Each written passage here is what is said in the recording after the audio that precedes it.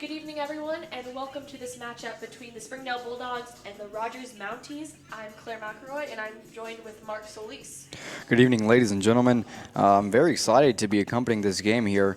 This will be the second time that the Lady Bulldogs face Rogers Mounties, so we're expecting another great matchup here. It's definitely going to be a tale of an underdog. Definitely. So, speaking of that, let's go into the stats. For Springdale, right now they're overall 5-12-1. In conference, they are 1-9, which puts them at 7th place. And for Rogers, they're 16-1 with a conference record of 10-0, putting them in first. Absolutely. I mean, you're going to be facing a team that's undefeated in conference. They definitely are comfortable on the field and comfortable playing against all the teams that they have here in their conference. So I wouldn't discount the Lady Bulldogs at all. We've seen them every single time they play, especially at home. They give it their all the way to the very last second. So the Mounties can definitely be expecting a fight all the way to the very end.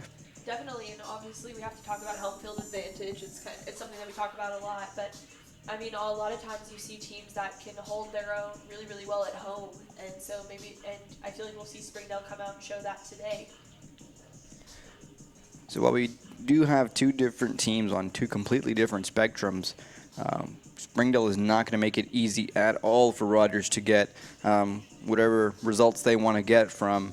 And Claire, maybe you can tell us a little bit, maybe not to this extent, but how would Beeler maybe approach speaking to his players and letting them know that even though they do have the odds stacked against them, that they're still going to go in there and fight every second? Definitely, I feel like he'd really just sit down the team and just say, "You guys know what you do. You guys, we've worked on this. We have our ways that we play. We've played this team before, as we are in the second half of conference. We know how this team's going to come out and play. So we just have to work and figure everything out, and get everything together, communicate, be ready to make good passes, just different things like that. Those little small critiques that coaches make." And one thing that I'm sure we can all really attest to is that Springdale really has a great mix of the type of teams that they have this season. We have the boys varsity game, who are undefeated in conference, 10-0, and then we have the Lady Bulldogs, who are on the other side of that stake. So I guess they just talking with the players themselves, they can kind of relate to maybe what the season's looking like for different teams and how it really is a unique experience for every team and every single player. Definitely. I feel like whenever you're playing one team, if you play the girls' team and maybe you beat them, you can't discount that boys' team just because you beat the girls' team, because every team is very different. Even if we do have coaches that are coaching both, they still can be completely different teams with completely different players and strategies. And here we go, starting off the game now, Lady Bulldogs and Rogers Mounties. And immediately, something I noticed from their goalkeeper, which we haven't seen a lot, is actually just throwing the ball out and distributing.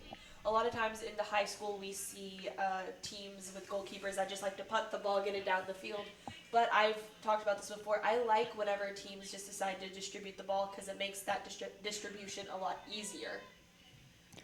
I couldn't agree more, and good keeping an eye out for that, because usually we don't see that until much later in the game when either one team is ahead by a certain number of goals and they start to feel a little bit more comfortable and they feel like they are able to play those balls. But for Rogers to come out and that be the first play from the goalkeeper, that really goes to show their comfort on the field and really where they are in the season so far, just overall. And one thing I'm noticing that's very interesting about Coach Beeler's lineup is he's actually pushed Erin Christie to a forward or midfielder position. We usually see her playing in that back four as a center defender, but instead we have Jackie Estudiante taking her position and Erin Christie being pushed up, which I find very interesting, and I can't wait to see what that strategic plan is and see what she can do up there.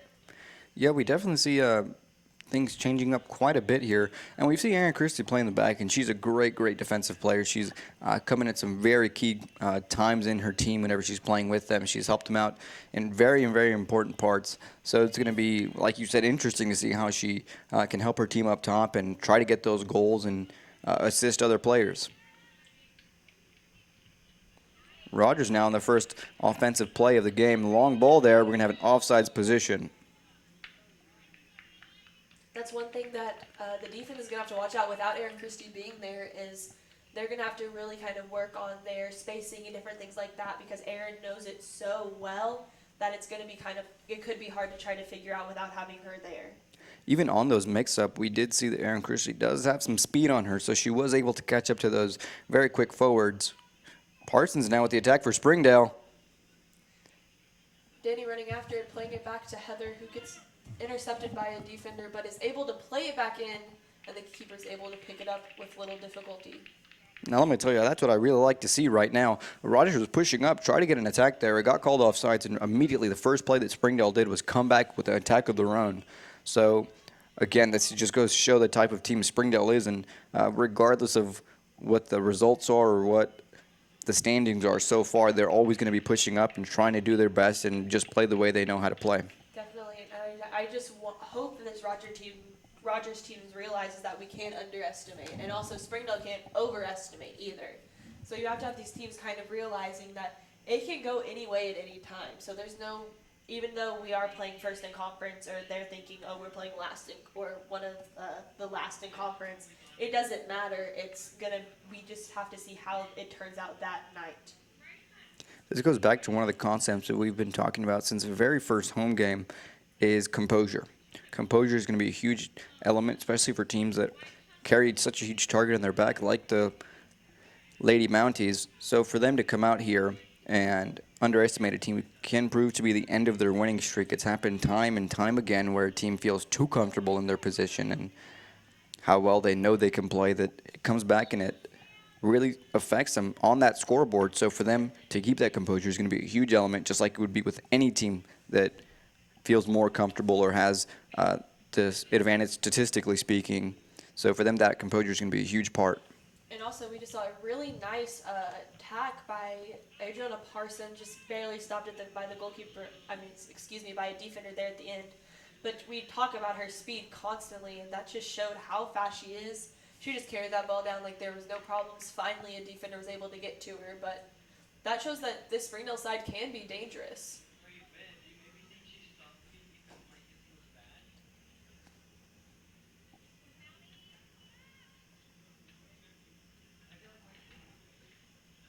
Navil's going to try a back kick there, but it's going to go to the goalkeeper.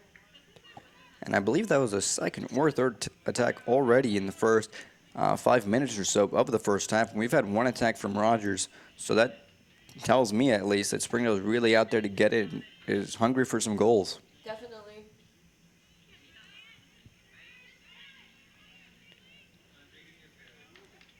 When you see Rogers play a long ball there, sending it in. Easily picked up by Springdale's keeper.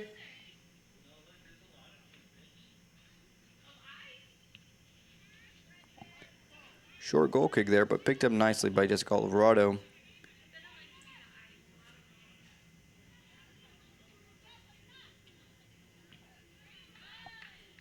She's looking for her options, but her team just really didn't give her that movement that she was looking for, especially in games like this where you want to move forward very quick and you want to have that fast-paced transition from defending to attacking. You really have to have that movement off the ball.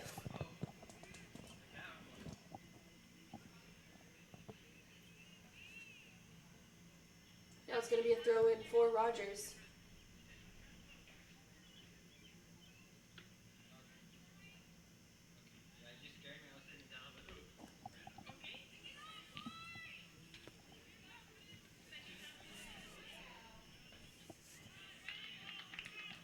Rogers picking up that ball and looking for an attack of their own now, pushing forward, sending a through ball, but it was just too long there. Romero picking it up for Springdale.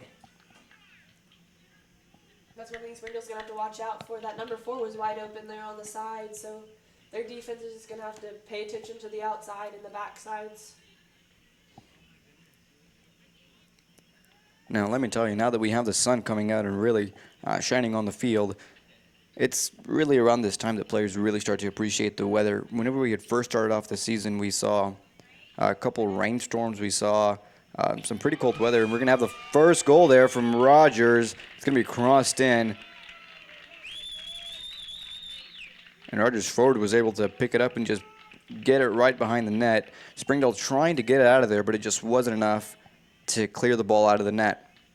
We have the Lady Mounties up 1-0 against the Springdale Lady Bulldogs. And we're going to have a substitution for Springdale. It's going to be Alexa Calderon coming off and Ashley Garcia coming on to take her position. Coach Wheeler just wanted to see if there could be some sort of switch there.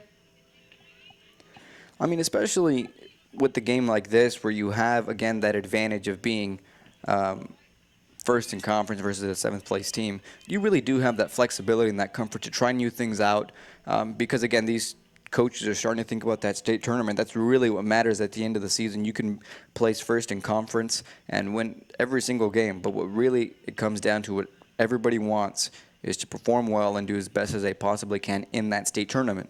So that's really where the mindset of these coaches are at this point. They want to start focusing on how they want to adjust their teams for that. And we can see Beeler clearly doing that here with that early substitution. We can see him maybe trying a few things out, seeing where players might fit a little bit better than others to get him kind of a feel for the positioning he wants for the state tournament. Exactly. Going to be stopped by Bianca Rivas, but the goalkeeper, number 13, is going to take a shot, but Noelia is going to pick it up. Now, that was the second or third shot on goal from Rogers. So Springdale really has to start being careful about their positioning defensively. Again, as you were saying, that's going to be their main focus with Aaron Christie pushing up top, is their positioning and movement on that defensive line.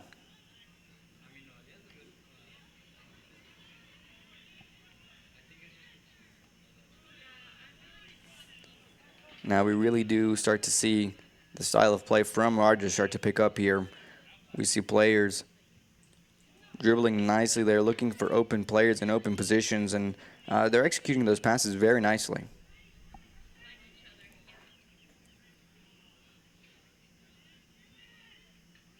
Good cross in from number 4. It's going to be kicked away by Springdale defense. Just picked up by number 14 for Rogers.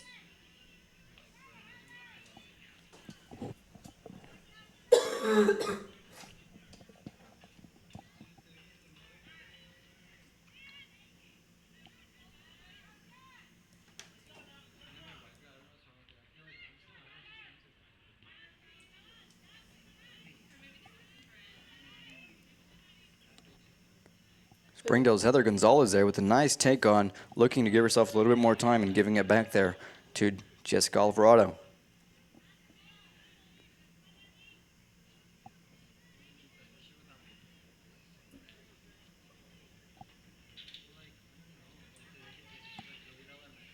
Gonzalez keeping it, dribbling around player, staying with the ball, taking Long a shot there. Great save by Rogers' goalkeeper. Heather Gonzalez there proving to be very, very dangerous. She cut 1-2 players trying to slide and take the ball off of her feet. They couldn't get it off of her, and she got a great shot from some distance there, and they have to really start watching that. She already proved herself very early on in the game. Yes, definitely, but I also feel like one thing that Springdale's going to have to realize is that now they know Rogers has a very good goalkeeper. That was a very hard save to make. Heather Gonzalez played that ball really beautifully, but they know that goalkeeper has a lot of talent, so they're definitely going to have to be watching out for that as they move on in the rest of the game. Just a little bit of a miscommunication between Danny and Gonzalez. Yeah, they're going to have to try out that goalkeeper just a little bit more. I'd like to see Springdale try to see where maybe they could exploit some opportunity, because she is a very, very good goalkeeper. It's very, very easy to tell from that early shot. Referee saying that there is going to be a corner kick here.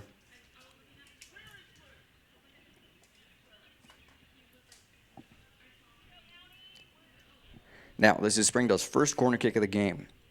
So, as we've mentioned in every single game, and we will continue to mention, is these set pieces are very, very important. This is essentially a free play in which you're given the ball, given possession of the ball. So you want to try to maintain that as much as possible and try to get something here. And we have great talent. We have Jessica Alvarado setting the ball there.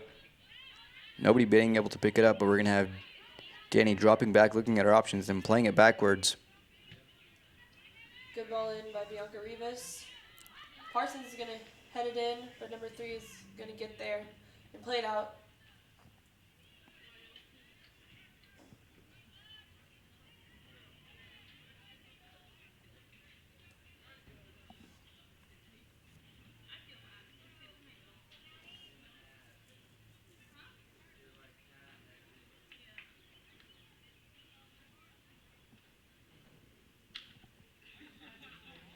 One thing I'm noticing that both these teams are doing very, very well is transitioning from offense to defense. We see the Springdale, both teams have been getting lots of really nice attacks on the ball, but both the other opposite team is being able to get back on defense just as well as they're being able to get the ball in the first place. One thing that I can just about promise at this point right now is that one of the teams is going to score from a counterattack. Both teams have been very quick, like you were saying, at transitioning into an attack. So if one team gets caught up on that attack and isn't able to recover just the way they should be, or have been so far in the game, it will end up costing them a goal because both teams are very good at transitioning very, very quickly into an attack.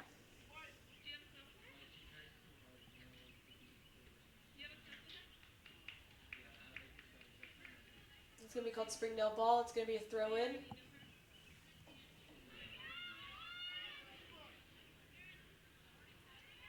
Tuna being able to head it out.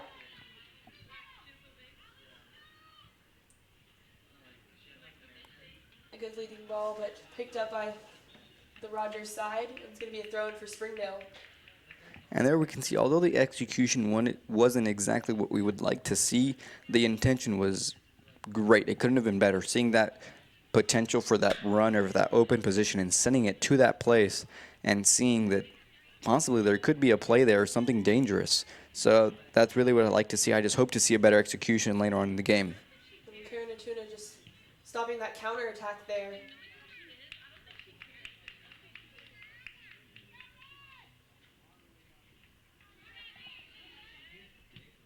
Good ball in by Jessica Alvarado.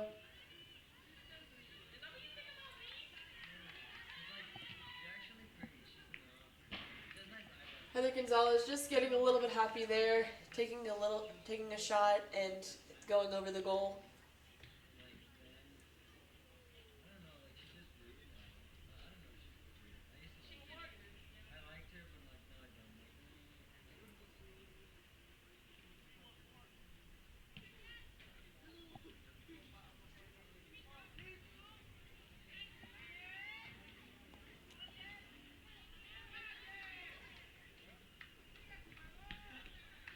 Good stop by Erin Christie.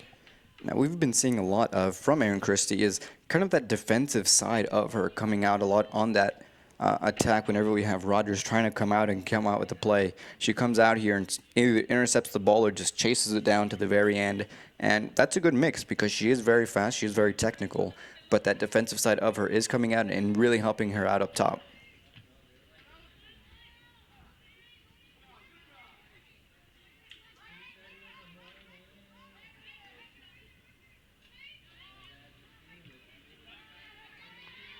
Parsons there fighting for the ball and winning it there, but it's going to be hit out of bounds from number 10, Rogers' defender.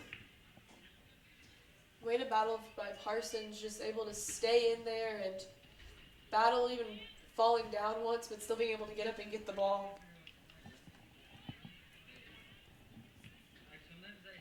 Great anticipation from number 13 there, from Springdale, Ashley Garcia, seeing that ball playing out wide and running forward to beat her player to that and getting that ball first.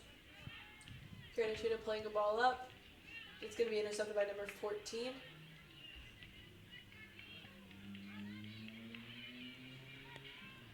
Again, that's the same play that we saw earlier with the movement off the ball, and it could have led to something very, very special there. So that's what I really like to see. I'm seeing Springdale do a little bit of that more and more, and hopefully they can get a great play from that and maybe get a goal from it.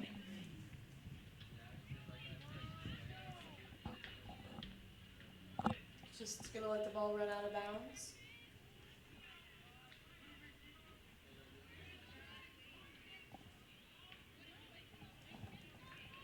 Now, while the Lady Bulldogs are down by 1, I will remind you that there is plenty of time. There's about 24 minutes left still in this first half, and they still have another 40-minute half. So there's plenty of time for them to get back on that scoreboard and keep on competing for those goals. That's going to be kicked out of bounds by number 13, Ashley Garcia, for a Rogers corner kick, which is their first corner kick of the night.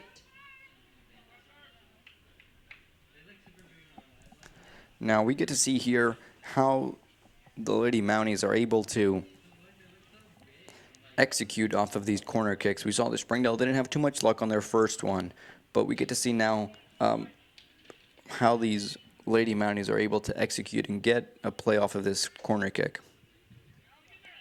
And they did it wonderfully. We have a goal here from the Lady Mounties off of the corner kick, putting them up 2-0 against the Lady Bulldogs.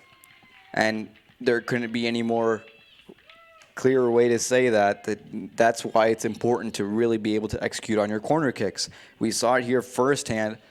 Rogers was able to get another goal from their corner kick and make it just that much harder for Springdale to be able to catch up. That's one thing Springdale's going to have to work on is that girl was basically unmarked. Nobody was there. Nobody was playing defense on her. She was just able to run in and take that basically a free header, which you can't do on a corner like that.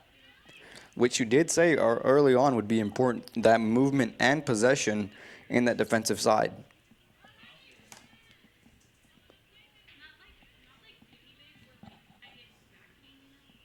A little bit of a miss kick by a Rogers defender, but goalkeeper's going to pick it up.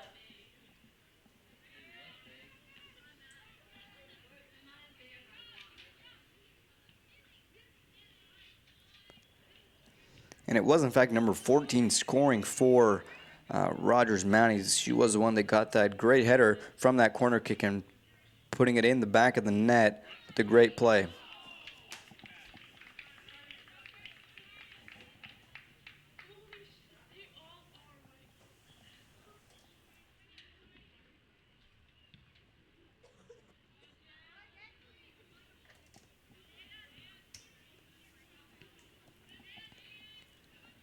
Rogers is doing a great job of maintaining possession of that ball and really trying to keep it at their feet.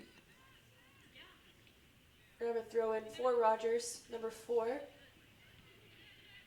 Jackie Studiante there to kick it out of bounds.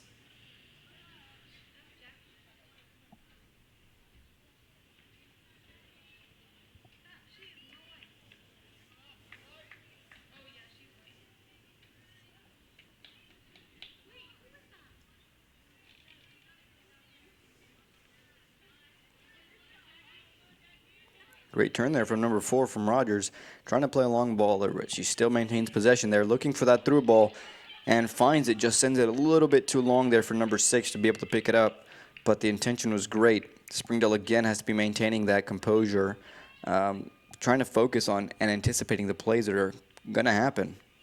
Definitely another thing I'm noticing is that we're seeing both teams trying to play those through balls, which we really don't see from Springdale a lot. We see them kind of going for the longer kicks over and then trying to kind of dribble it up there, maybe a couple passes. But it's really nice to see them trying through balls and just trying different plays that we don't normally see from them. Yeah, what we see a lot from Springdale is that direct attack. Either they're dribbling straight at the net or they're sending those long balls, letting their forwards and attacking midfielders chase them down and try to finish off of that. But we need to see a lot more creativity if they want to get past Rogers' defense. Their defense is very well organized, and it's been proven in their record. So for Springdale to be able to score on them, they're going to need to be a little bit more creative and a little bit unexpected in their attack. And also it could be almost as a way to kind of combat what we see from Rogers, because Rogers also is playing through balls really, really well. They could have realized, like, hey, they do that against us a lot. Maybe we should try to do that against them. Maybe we can find a weak point in there. A huge part of the game is being able to adapt to the team you're playing. Every game, every play is different from the last. So being able to adapt to your team is going to be a huge part of it, and that's really what we want to see from Springdale. We see a little bit of miscommunication from the Rogers defense. Just nobody there to capitalize on it for the Springdale side. Looks like we're going to have a large substitution coming from Lady Mounties. I believe 5 players are going to be substituted at once, which again probably goes to show the mentality of the coaches looking into the state tournament and looking at their options and their team. So what they're going to be doing now is they're going to be looking at their team, the new players that they can try to fit into some spaces. And in the cases of injury or maybe just changing formation, So this big substitution at this point could really be looking to try out his options for the state tournament and what he wants to do.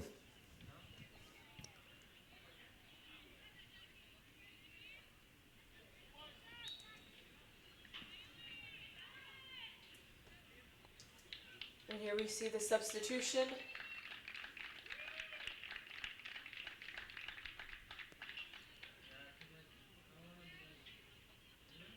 That is all but 2 of Rogers' bench being substituted in.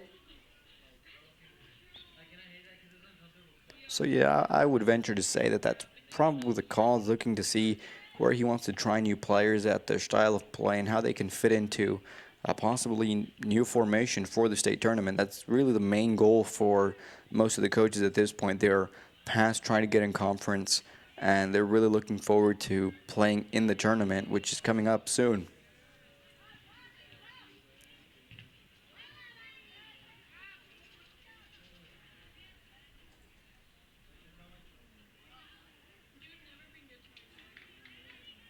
Number 14 keeping hold of the ball for Rogers. Good stop by number 13, Ashley Garcia for Springdale. It's going to be a Rogers throw. Bouncing over number 13 for Springdale. Number 2 trying to dribble. And we're going to have a foul called there. The referee chose not to play advantage. I think he called the foul before she could maintain possession of the ball. But we are going to have a free kick for Rogers. Right outside the 18-yard box, which is dangerous territory. And we're going to see Erin Christie dropping back to play defensively for this free kick. Just Parsons is going to stay up in case we have a fast break. A good stop by the goalkeeper. We're going to have a shot on goal there, and we're going to have Springdale goalkeeper Nelly Romero picking it up with ease and looking at her options now, playing a long ball. Heather Gonzalez picking it up, getting a great touch, but sending it out of bounds.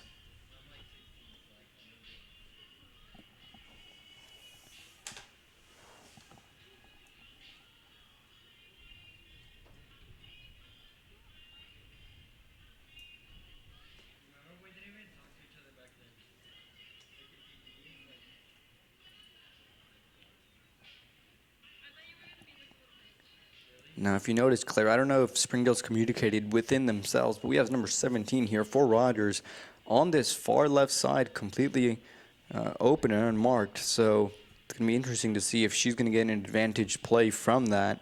And if so, if Springdale's going to be able to recognize that and be able to put enough pressure on her in time before she can really prove to be dangerous. Yeah, I feel like originally they just she's starting to kind of push herself back towards the middle. But originally I feel like maybe Springdale just thought she's probably not going to be too dangerous at this point. But we've seen that Rogers is very good at getting the ball across the field. So I would definitely have somebody at least, at the very most, watching. Or at the very least, watching her and just making sure that the ball can't get to her, kind of being there as a mediator. But she definitely could be very dangerous if we don't have anyone on her. I mean, as the saying goes, better safe than sorry. It's better just to communicate that to your teammates so they can acknowledge that she's there in that position than to not realize it at all or not communicate that with your team and then it come back and really hurt you. A through ball. Here, goalkeeper's going to come out and pick it up.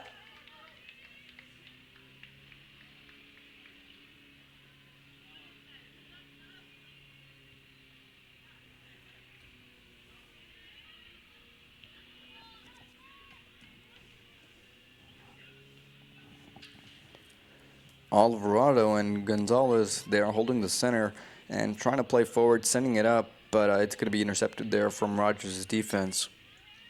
Number 17 is going to take the ball up the field. Number 20 running up.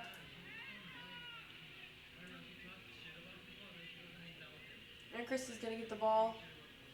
Played over to Karen Natuna, who's going to kick it out to Jessica Alvarado.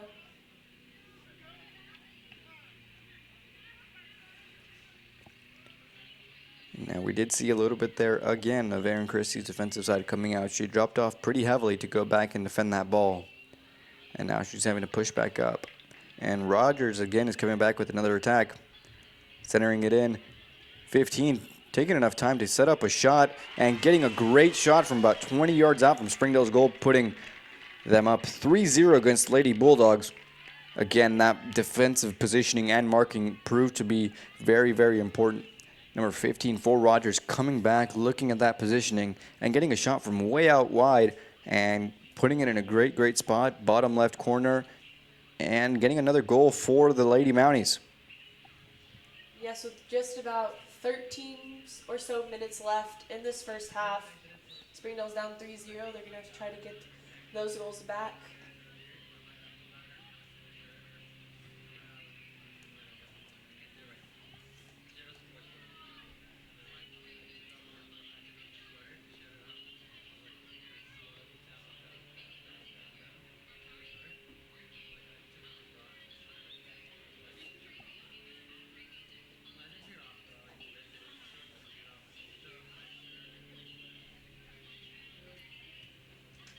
Now, although we did see a really big substitution just a few minutes ago, the quality and style of play has not dropped off at all coming from Rogers Mounties. We see them still having that same intensity, same style, and same rhythm and pace that they've had since the beginning of the game. So for them to really keep that is important and fairly difficult to have all your players at the same level and on the same mindset during the game.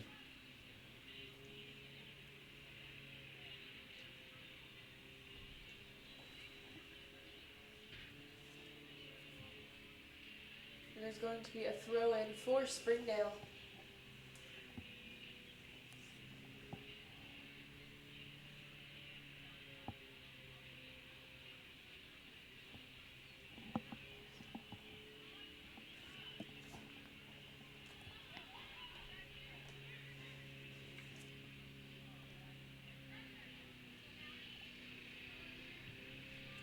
Good ball up. Now, you know what, Claire? I think Mother Nature is making me eat my words. Earlier I was talking about how great the weather is, and now we're looking to be expecting some rain here. We have some clouds starting to pass over, and we have some rain possibly coming here in just a short while. So, well, we did have a great moment there of sunshine and great weather. It's starting to come to a close a little bit here. Definitely, and sometimes it can be a lot easier to play in the kind of a little bit kind of drowsier, colder weather, or sometimes it can be really, really bad depending on how you look at it.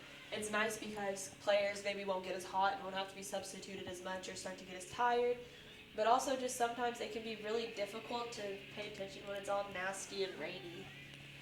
Well, as long as it stays like it is right now with just some overcast but not any rain at all, it's just nice and cool. It should be benefiting the players, helping them stay cool and all, but once that rain starts to come, the turf starts to get a little bit more slippery, the clothes start to get just a little bit more heavy.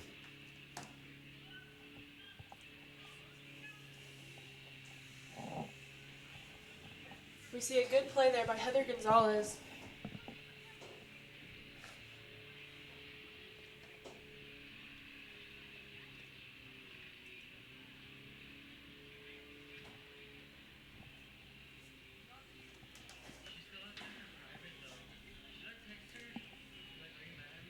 Throw in for Rogers.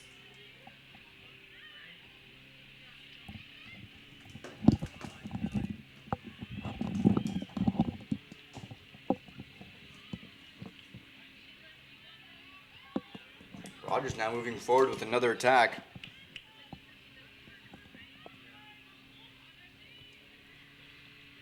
We're going to have the wall try to get crossed out wide. We're going to have Ashley Garcia there putting pressure, not trying to let her pass it in.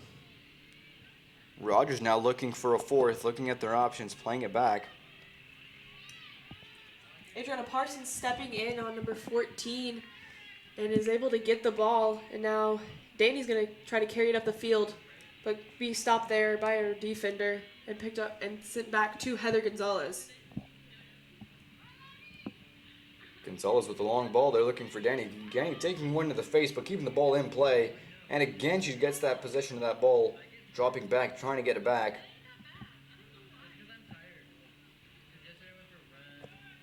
Rogers being forced to play it back all the way to the keeper, and Parsons trying to chase her down, putting great pressure there. Springdale starting to look like they're turning things around, starting to put a lot more pressure. Great ball there. Heather Gonzalez trying to get that volley. It's going to be deflected, and Rogers' goalkeeper is going to pick it up. But that was really nice to see Springdale switch things up and pushing forward from that point on. Definitely, that was a really nice long string of attack there from the Springdale side.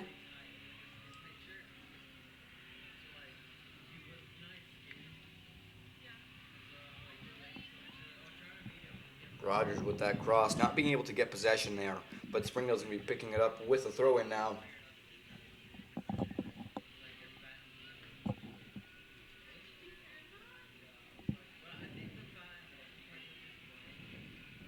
Those are those balls that you have to be really careful about playing backwards. Whenever you see that your other teammates have some pressure on them, it might be better just to try to clear it up forward. Definitely, we've talked about this before, the idea that some of the hardest plays are those throw-ins in your own defensive area, because you really don't know what to do, because if the other team gets the ball and they're on the attack. It really is a situation of darned if you do and darned if you don't. If you play it short, you could have the other team push high pressure, making it very difficult for you to get out of there. And if you play a long ball, you're not really making it too easy for your team to pick that up and maintain possession of the ball.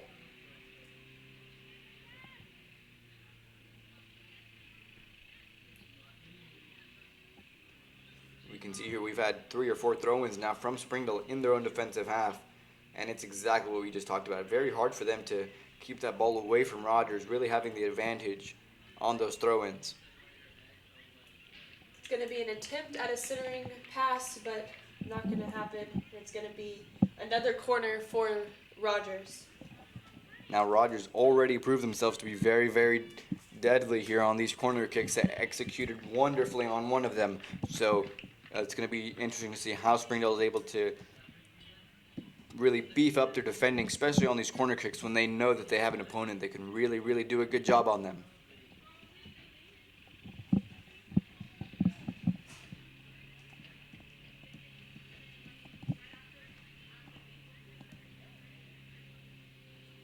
A good ball in, and then we saw, I believe that was number 7 for Rogers going in for that header, but not being able to get anything on it, and it's going to be a goal kick for Springdale. Now that really did just have to do with Rogers not being able to get a good hit on that ball, but Springdale really has to be careful on those and try to avoid those if at all, because Rogers is not a team to take those for granted, and they will try to do their best. We have a short goal kick there. Rogers picking it up, number 13, sending it in. Long shot from number 7, sending it over the net. Trying to get a little bit more back and forth now with 6 minutes left in the game. We have both teams really going back and forth here, trying to look for a goal.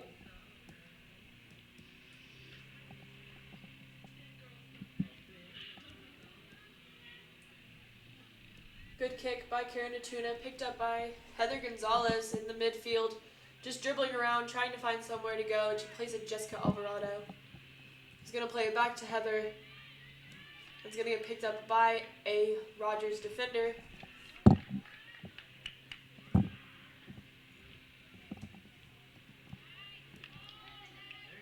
Long ball, number 7 trying to taste on that ball, but Noelle Romero sliding out and picking up that ball right out of that forward's field of view.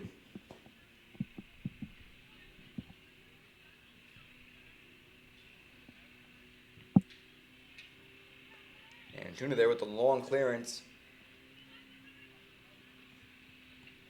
Rogers really looking up to build up their attack. They're playing back now.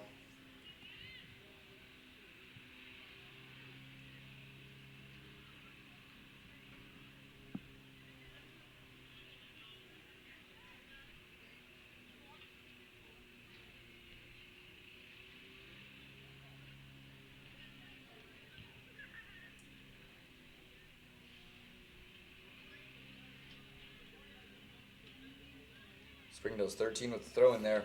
Looking at our options, and we're going to have Springdale picking that ball up. Playing it back and then playing it back up. It's going to be picked up by Rogers, but then again picked up by Springdale. Just about 4 minutes left in this first half.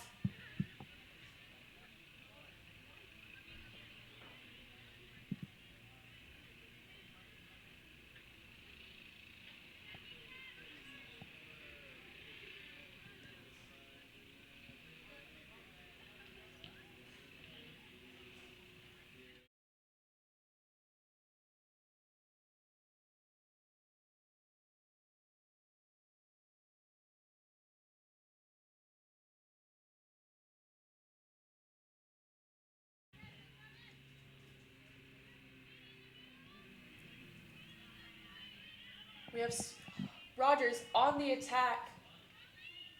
Through ball, but it's going to be picked up by Noelia.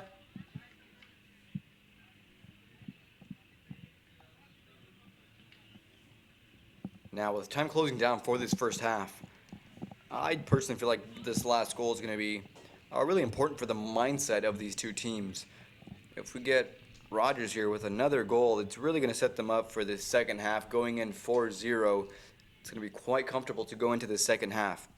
If Springdale, however, on the other hand, gets this goal right before first half is over, it really could set them up for a great second half. I mean, Mounties were able to get 3 goals in this first half. Who's to say that Springdale won't do the same in the second half? So for them to be able to get one might really be the difference between a 4-0 game or possibly even turning over the match or getting that equalizer. Definitely, I feel like Springdale has really showed out today. They've been playing really, really well. Just those 3 unfortunate goals that have happened so far. I feel like we could definitely see some moments of greatness and maybe even a couple of goals from them in the second half. Now, it really is unfortunate, Springdale's record thus far, because every single time that we've seen them here at their home field, they have... We're going to have a post there for number 13, taking a shot from Rogers, hitting the post, and the ball is going to be sent out of bounds at this point, but that was a great, great shot there. Very, very dangerous. Springdale getting close and saving themselves from another goal. Christie's going to pick that ball up. But as I was saying, Springdale every single time in their home field has really made it difficult for any team. They've really tired them out, made it hard, and they've deserved every single goal that they've gotten scored on. They have worked very, very hard and made every single team work for everything that they've gotten. Definitely, we come to about a minute left in this first half.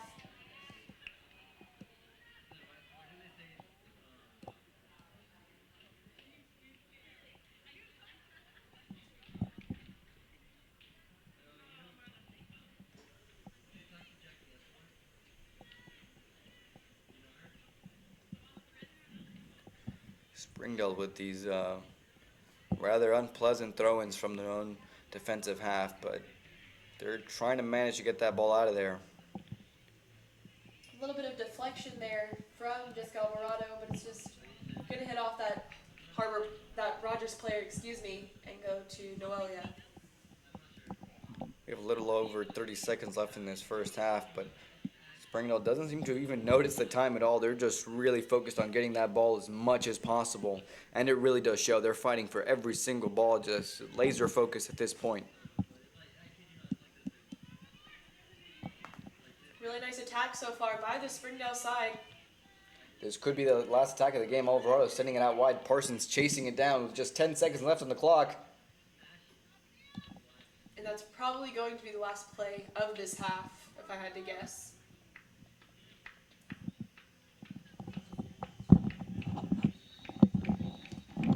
All right, ladies and gentlemen, we are at halftime. Lady Bulldogs down on the scoreboard, and Lady Mounties up 3-0. Tune back in after a short commercial break for the rest of this second half.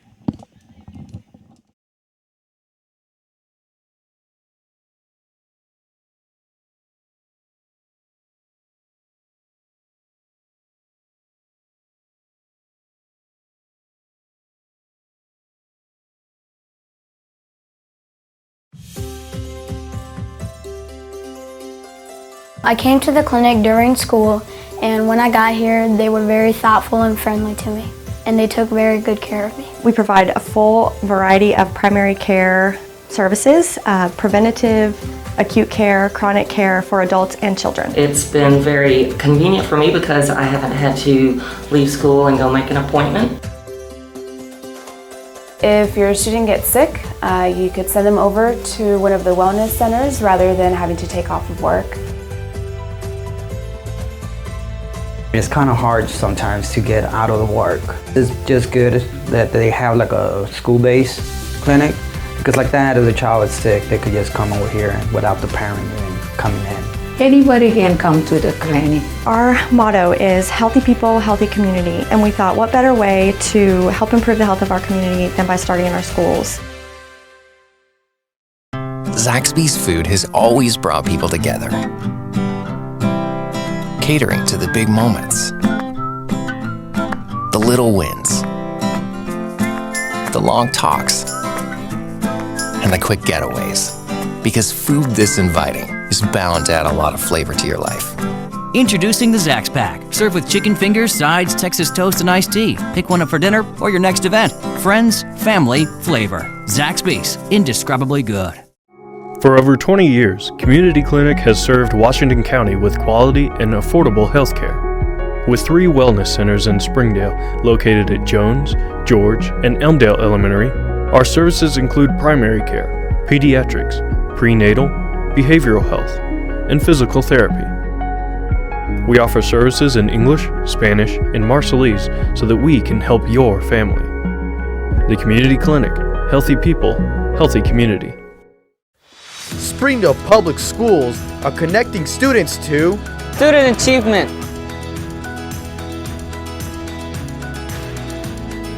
Safety, personalized teaching, partnerships.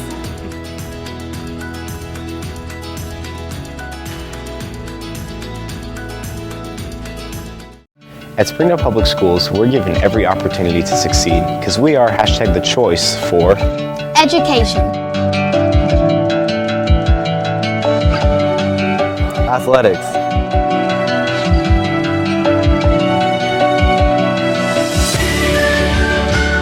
Music,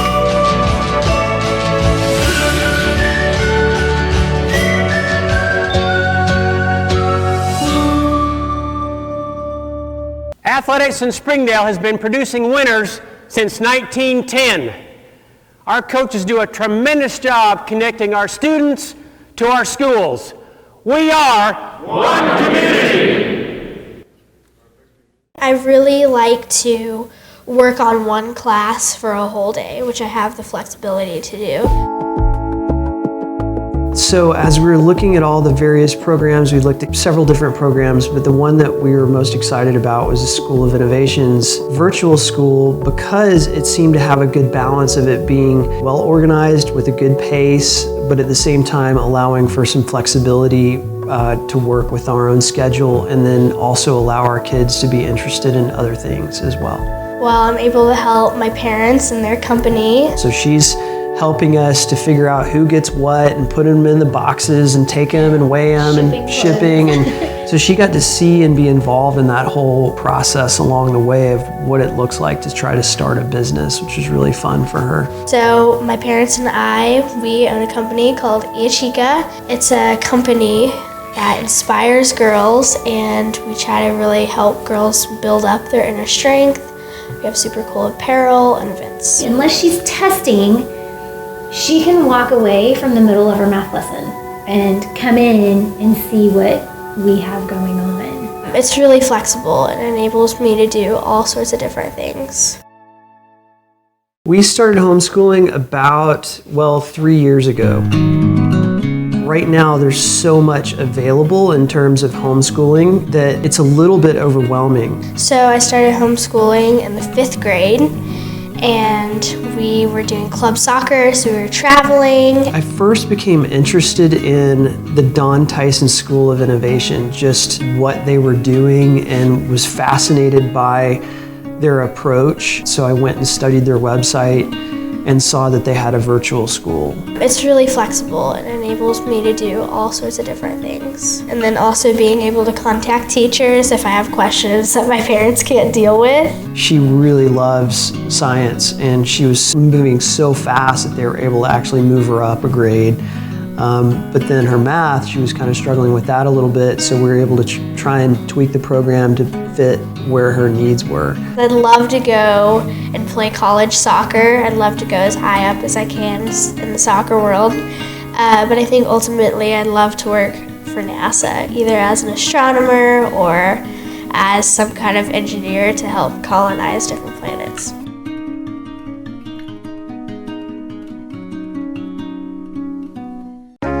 The Don Tyson School of Innovation in the Springdale Schools now offers middle-level courses. If you are entering 6th or 7th grade, you can enroll now at the School of Innovation. School of Innovation offers complete options for an advanced placement program. Students can take classes at an accelerated pace to complete high school with time for other opportunities. Students can attend high school and earn an associate's degree at the same time.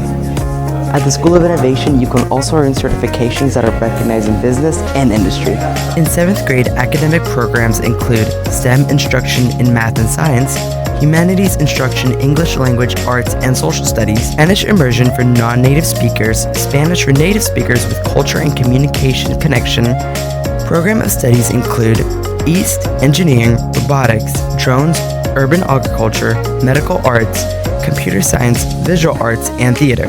If you're interested in applying to the School of Innovation, go to soi.sdel.org for more information and how to enroll. The Don Tyson School of Innovation Virtual Campus is a new opportunity for grades 6 through 12 to receive a Springdale Schools education anytime, any place.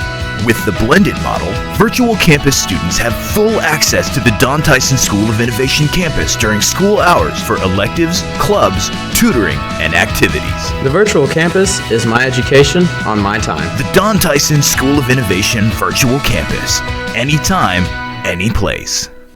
I think Springdale Schools is a great place to teach. They have cared about my salary. They have cared about my time. Administration is awesome. They want to be there for the kids. I mean, they are #1 priority. The staff, teachers, everyone's very nice, very polite, and very welcoming. It really feels like a family. It's always good when you have a diverse population like Springdale for kids in the classroom to see people that look like them. So it gives them a role model. I always say if I had somebody like me in kindergarten that could speak both of the languages, that would be tons of help. We go out of our way to provide everything that we can so that their children can get a wonderful education, because they are the leaders of tomorrow. Northwest Arkansas, it's growing. That's one of the great things. I am originally from San Antonio, and I cannot tell you, this is a wonderful place to raise your children. It's just a great place to live, to work, and just to have fun. Follow Springdale Public Schools on all social media platforms. On Facebook and Twitter, you can find up-to-date information about events, school closures, and student and faculty achievements. Instagram provides weekly highlights and major news. YouTube is the home for sports live streams, district news, student productions, school board meetings, and live performances. Connect to Springdale Public Schools for pictures, videos, news, events, and more.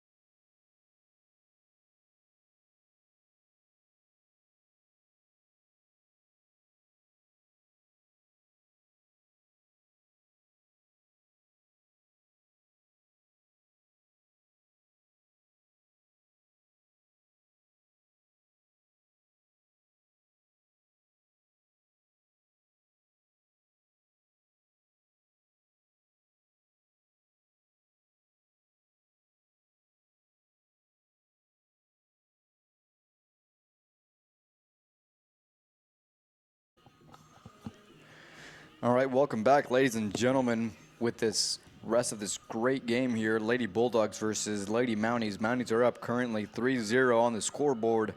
We do have another 40 minutes or a whole second half left in the rest of this game. Yes, and I'm really excited to see what both teams are going to bring out the second half. We were talking that Springdale's been playing a really good game so far, just 3 unfortunate goals that have put them back 3-0. And I'm really excited to see if we'll see something new out of this team. And actually, it seems like they're putting in a different keeper, Springdale. I believe that's Yesenia going in to play that goalkeeper position for Noelia.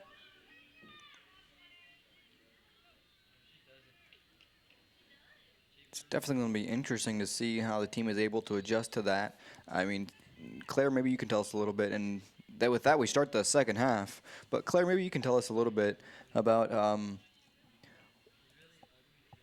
whatever it's like whenever you're kind of going in as a different substitute goalkeeper, or maybe you're the first goalkeeper and you get a substitute on for you, how it's like for your team to hear a different voice and just someone else kind of really giving them that crucial information. A lot of times that can be really, really difficult both ways. If you're the first goalkeeper out and you get called out, you know that it's going to be a lot harder for that second goalkeeper to come in, especially if you maybe have made some errors that have caused some goals or different things like that. To go in and be, 3-0 is always very, very difficult because you feel like you have, the regular responsibility of keeping goals out, but also almost a heightened responsibility because there's also those 3 goals that have already been scored. So really, it's just a feeling of responsibility both ways. If you know that you're going to be substituted out in the second half, you want to try to play your hardest so that that goalkeeper doesn't have to deal with any mistake that you made. And if you're coming in that second half, you have a responsibility to not let any more goals be scored. And what I really liked seeing is in the last about 6 minutes of the first half, we did see Springdale really stepping it up and being a lot more assertive on their attacks. So it'd be really nice to see them implement that as soon as possible in the second half. Definitely. I feel like they went out with a bang, definitely, in the last bit of the first half. They were playing really hard and going for the balls and making really, really nice plays and just weren't able to capitalize and get a goal at the very end. But I feel like if they keep that up for the rest of these 40 minutes, we could definitely see some goals in this game.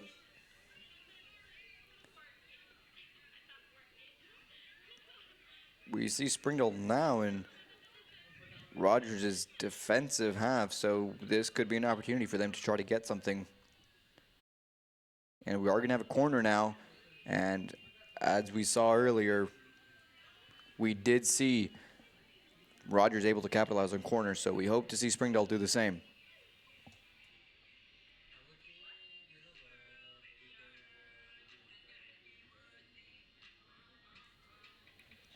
Springdale taking the corner kick now. Goalkeeper throwing it out, and we're going to have another corner kick there. That was very, very dangerous. Jessica Alvarado sending it in. Goalkeeper barely being able to slap it out, and the defender sending it out for another corner. I believe that was number 14 for Rogers, being able to get the foot on that just at the very end in the nick of time to get the ball out of bounds. Another really nice ball in, number 14, able to head it out, but going right back to Jessica Alvarado to play it right back in. Springdale trying to get a shot on that, but it just wasn't enough power behind it, and Rogers is able to pick it up and send it out for a long ball there. That was a really nice attack, really good corner from the Springdale side.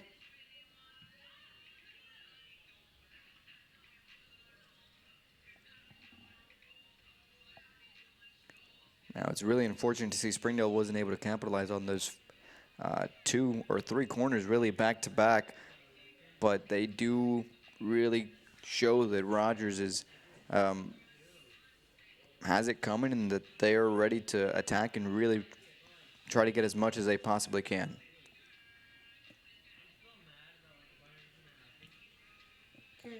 Karen Atuna kicking it out, being picked up by a Rogers defender. And they're going to call that out of bounds for a Springdale throw.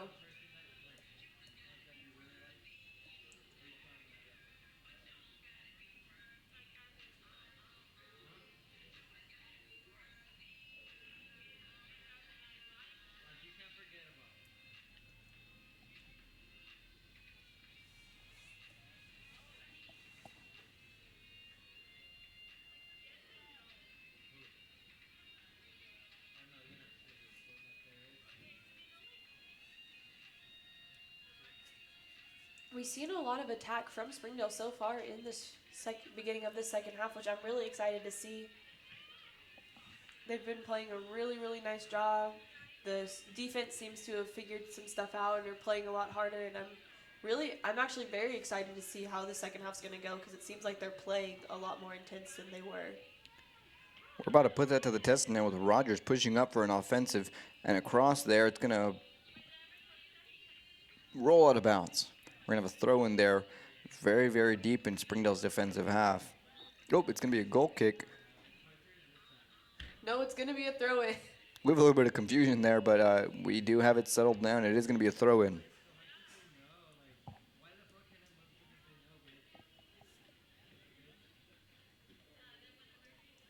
Good throw.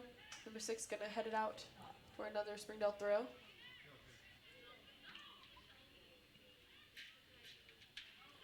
One thing I really like about both of these teams is the fact that they are both very aggressive. Not too overly aggressive. I don't think there's actually been one foul called, maybe I believe one right at the very beginning of the first half, but both of these teams are playing very aggressively, but nothing too intense or dangerous, which I really, really enjoy, because it's nice to see a little bit of a battle between two teams. But I feel like they're both playing really, really nicely. And I can second that. It's really nice to see two teams who really put their soccer skills to the test, not so much their aggressiveness or how hard they can be hitting each other, but just how much they can outplay each other, how smart they can play with the ball, and that's something that both teams have really done a good job of doing, and really focusing on playing the game rather than letting other players affect their mind or getting too emotional while playing the game. And that's just going to be a little bit of a missed kick there by Heather Gonzalez, which is going to go out for a Rogers throw.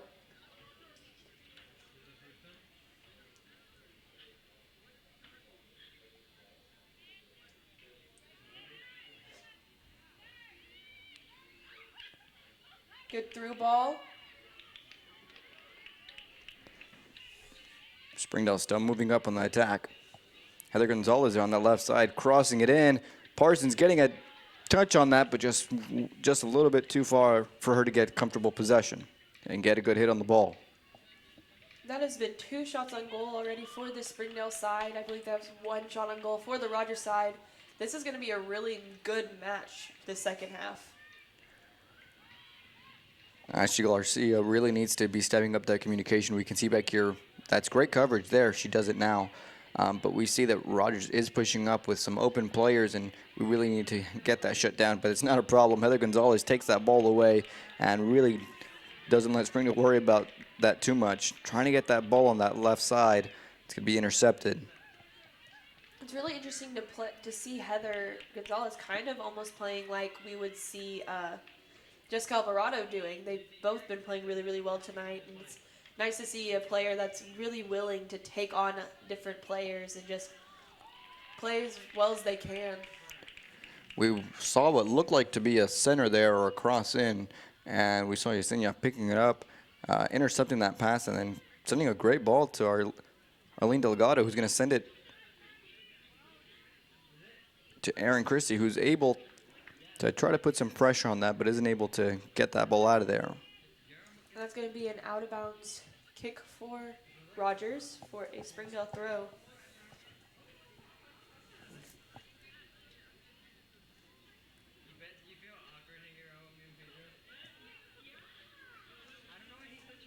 That's going to be out of bounds for a Rogers throw.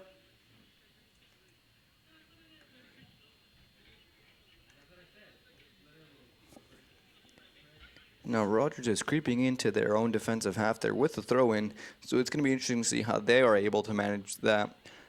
One of the hardest positions to do a throw-in from, as we can see there, even though Rogers is a really, really good team, they're still struggling to get that ball out of there in their own defensive half with the throw-in.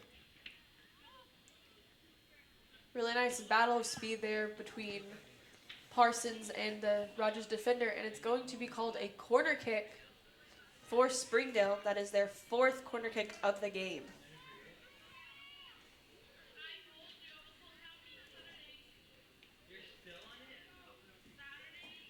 We'll have to see if they're able to capitalize like they were on those other two.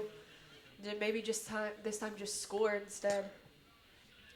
Great header there from Aaron Christie, but sending it over the net. Just not enough angle downwards to get that ball in the net. But a great effort and a great center as well.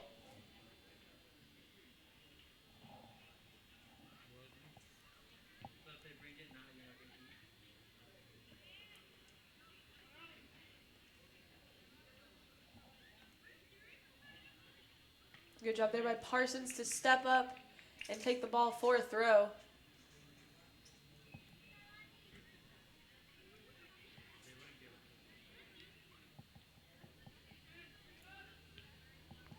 Great center there. No one able to capitalize, but I do believe it looked like it might have been a corner there, but it is going to be a goal kick. It seems like the goalkeeper was about to stick her hand out, but then decided that she wasn't going to, which made it a goal kick instead of a corner kick.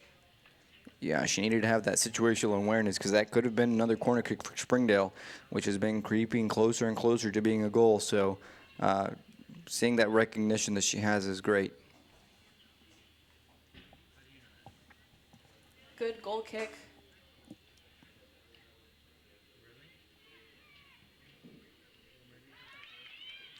Springdale with an opportunity. Heather Gonzalez taking a shot from out wide and sending it over the net. She puts her hands up in frustration, and very much so, it's understood that with a shot like that just going over the net, it can be tough and you can be hard on yourself.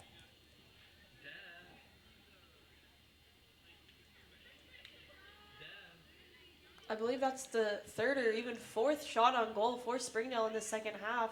They really have come out with guns a-blazing, ready to fight for the second half to see if they can get something on this Rogers side. And it really is just a matter of execution. The opportunity definitely is there. They've had numerous corners. They've had some great runs. It's just that final touch and execution of those plays that's really going to put them up top and be able to get some goals in. A bit of a miss kick there by a Rogers defender, but another defender is going to get there, be able to kick it out of bounds. But yet again, it's going to be another throw-in for Springdale. Good long throw by Aaron Christie. And that's going to be another corner for the Springdale side, making it number 5. Again, opportunities are aplenty with Springdale, especially in their corner kicks. So it really just has come down to execution and being able to put it in the back of the net. That's ultimately what the game is about, trying to score as much as possible. So it's really going to come down to that for Springdale.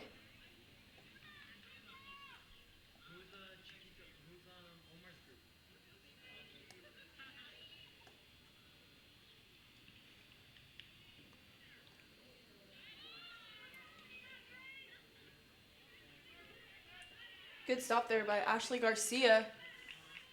And finally, we're going to see Rogers be able to get out of their defensive half.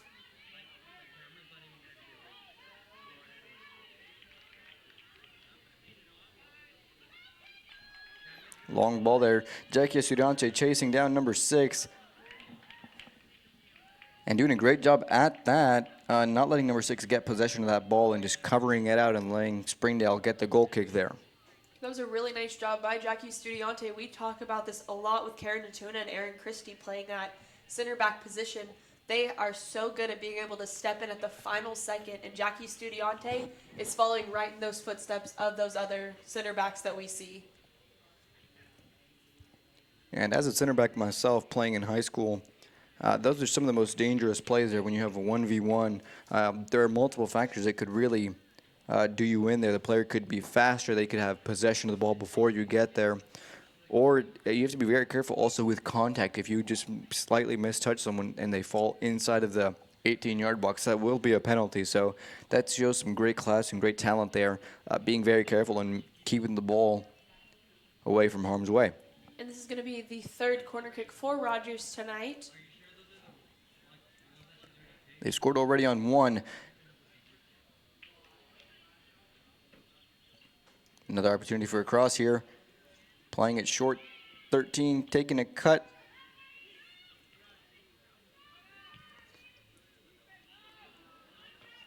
Looks Looks like number 12 was either trying to center it there or take a shot from out wide, but it is going to be going just a little bit too far wide and giving Springdale the goal kick.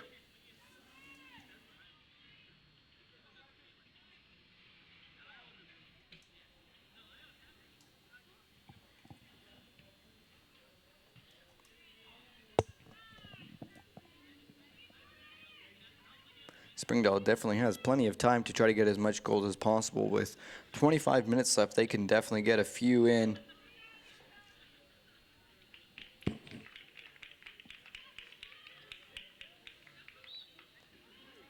We are going to have Yesenia stepping out of the box there with the ball in her hands. So it is going to be a free kick there for Rogers. That's just a little thing that Yesenia is going to have to pay attention to. We know that she's not usually playing that goalkeeper position. She's been doing a great job so far following the ball, but she's just going to have to remember that, you know, you can't step out of the box with the ball no matter if you're the goalkeeper or not. It's just those small things that you have to keep in mind. But it could prove to be dangerous here. Springdale really has to adjust last minute. They were moving forward with the ball, and they had to be dragged all the way back to defend this free kick. Springdale's just going to have to stay on, man on, because we know that on set pieces, this Rogers team is dangerous. As of right now, all offensive plays for Rogers are marked up by a Springdale player. The ball being thrown around, trying to get Springdale with a great clearance there. Arlene Delgado with the long ball. Parsons hitting the back of her heel, running forward with that ball. We have Springdale on the attack now, moving forward, sending herself that long ball. Number 3 has some speed on her as well. Parsons coming back, not being able to get possession of that ball. But we are going to have a corner kick for Springdale. Oh no, they're going to call it a goal kick, actually, for Rogers. Rogers playing a quick goal kick there. That was some top-class defending from the Springdale side there, just able to kind of get caught in that crossfire and be able to get the ball out with a really, really wonderful clearance. I believe that was Danny who made that clearance. It was just really, really superb. Nevertheless, Rogers defending there on that great run by Parsons. She's a very, very quick player. So to have another defender just as fast or maybe even faster is really, really hard to find, and came in at just the right moment there with Parsons, giving herself that long touch. She knows she has that speed, and she chased it down and just wasn't able to get a touch on it at the very last second.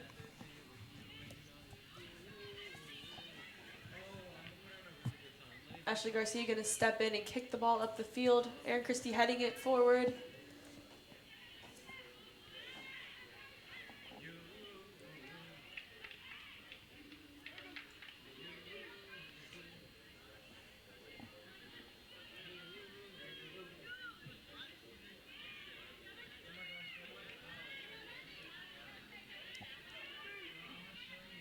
Great interception there from Ashley Garcia for Springdale. She could have played that through ball, but it was intercepted just in time.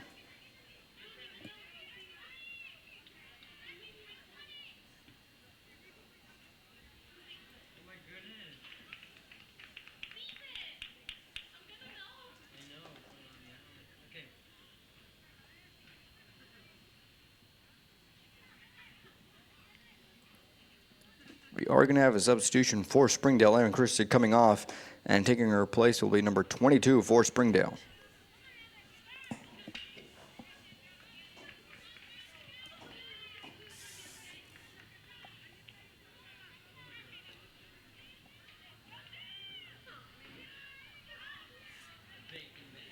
It's going to be another throw-in for Springdale.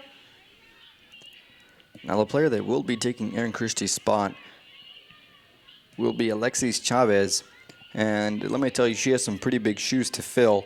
Erin Christie has been a huge help to her team, not only this entire game, but the whole season. So to see her come out and try to fill those shoes is going to be really interesting, and not an easy job at all.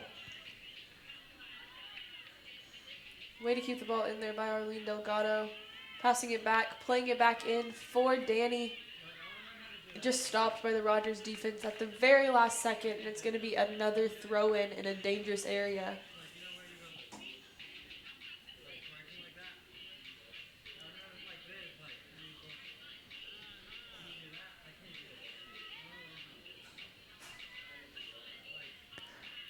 Springdale trying to get a number 7-4 Springdale trying to get across on that, but it's going to be sent behind the goal and giving Rogers a goal kick.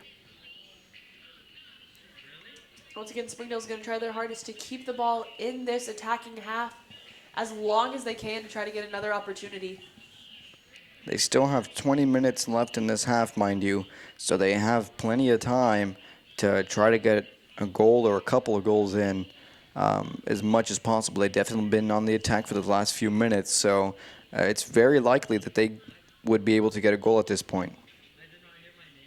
And once again, we see everyone except for one of Rogers' bench players waiting to be substituted in.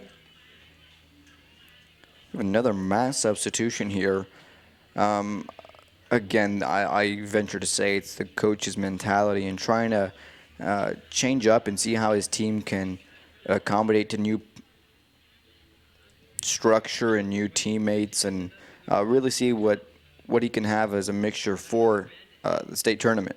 And I've noticed that I'm pretty sure he's trying to give about each player about, like half of each half because it's about 20 minutes into this game. So they're just trying to get each player 20 minutes or so to try to figure out what he wants to do for the state tournament, considering, they're in first. There's a pretty good chance they're probably going to stay there or at least get into the conference tournament. So probably just trying to figure out exactly what he wants to play when that tournament starts. Oh, a nice ball there. Great nutmeg there from Heather Gonzalez to give a pass, but it is going to be cut short from Rogers' goalkeeper. This is just a little thing, but I want to, tip my hat to Adriana Parsons, who just keeps running at the ball. Even after the goalkeeper's picked it up, she's still running at the ball in case there's a little fluke or something, or the goalkeeper accidentally reads it or something like that. She is always constantly going at the ball, trying to get any opportunity she can. And I really I commend her on that because sometimes players, as soon as they see the goalkeeper's about to get the ball, they're not going to keep running. They're going to stop. They're going to wait. And if the goalkeeper mistouches it or something like that, there's no opportunity for them to get there. Not only do you have to have dedication and aspiration to score and be hungry for goals, but you also have to have the fitness of a gazelle. I mean, to be sprinting after every single ball really wears you down physically. So to see her running after every single ball, every single game that we've had here at their home stadium, and I'm sure every away game as well, really goes to show how dedicated she is to playing the sport and helping out her team when she's getting fit every single day and chasing down every single ball and every opportunity that she can get.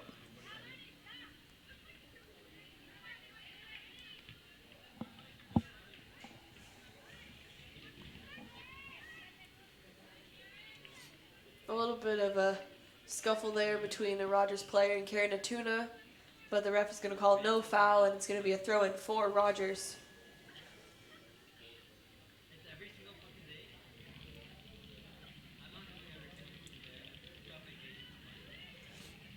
Great clearance there.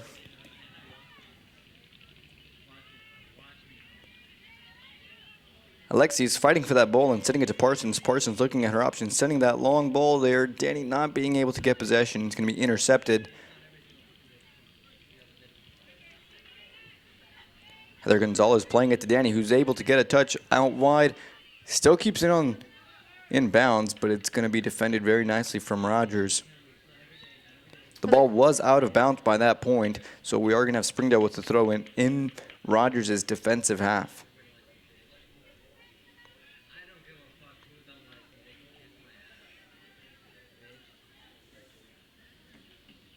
Just about 16 minutes left in this second half.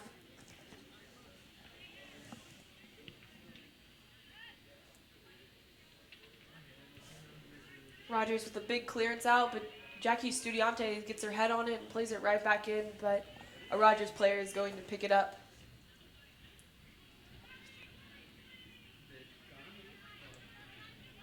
Colleen Delgado is going to pick it up in the center. Try to find some options, but just play it back, but it's going to be picked up by another Rogers player out wide. Ball in. Rogers leading the ball, number 2, taking a shot. Great stop there from Yesenia, who's able to stop it. Top a great shot there.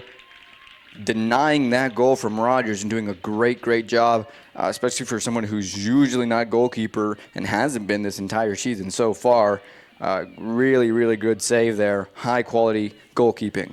Definitely. I feel like she's really proving herself tonight as a very versatile player. I mean, one of the hardest things you can do is find a player that plays a regular position that also is a goalkeeper. You usually find those specializations in goalkeeping, but it's really nice to see that there's a player who does a really good job at goalkeeping while also being a really nice midfielder player like Yesenia is. For the most part, goalkeepers are exclusively goalkeepers. So to have someone who's able to take that positioning just in case later on of an injury or simply a player not being able to stay as goalkeeper, that's a huge part and a huge asset when you're being versatile as a player. Definitely, and as you're speaking about specialization, I chose my specialization as a goalkeeper when I was 8, and I didn't train with field players except for when, we were doing some sort of, shooting or some passing drills or something like that. So I really didn't get a lot of specialization. I was really focused on being a goalkeeper, and it's really nice to see when players can do both.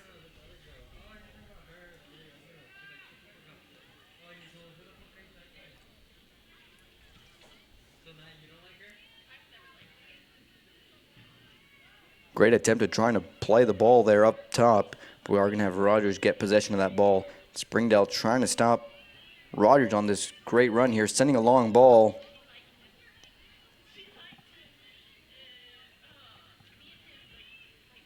.21 for Springdale is having some great coverage of the ball there.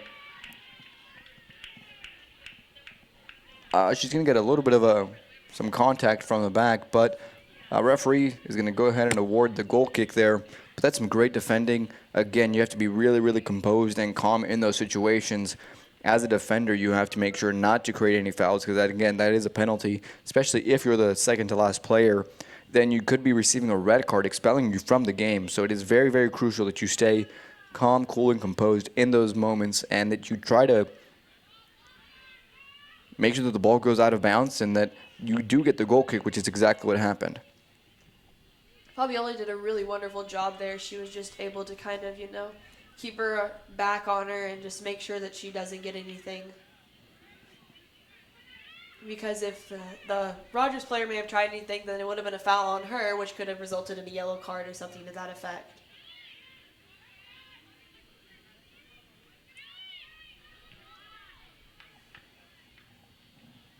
Rogers is still in the attack here. Looks like number 12 was going for the shot, but is stopped by Arlene Delgado. It's picked up by Danny. Long ball to Alexis, who's going to run onto it. And the Rogers player is going to be able to get there. And once again, we see Parsons running at the keeper till the very last second.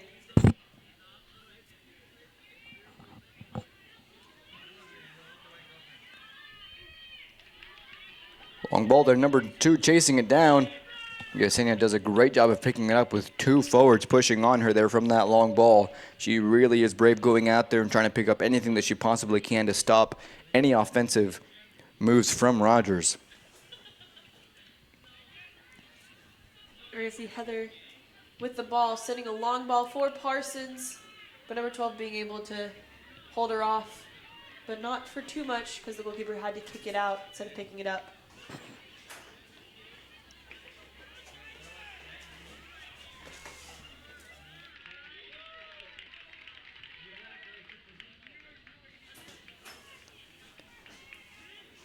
Now Parsons really has had a hard time with these defenders. Rogers has some very high quality defenders, very intelligent in their movement and waiting for that play to develop. So for her to keep on fighting this whole game really proves that it's not been easy for Springdale at all with having such good defenders from Rogers. Springdale there with a possible attack. Heather Gonzalez just coming short, just shy of getting that ball behind the net, but Rogers goalkeeper diving out and getting that ball right under her feet. Good stop there by Karen Atuna, but it's going to be picked back up by the Rogers player.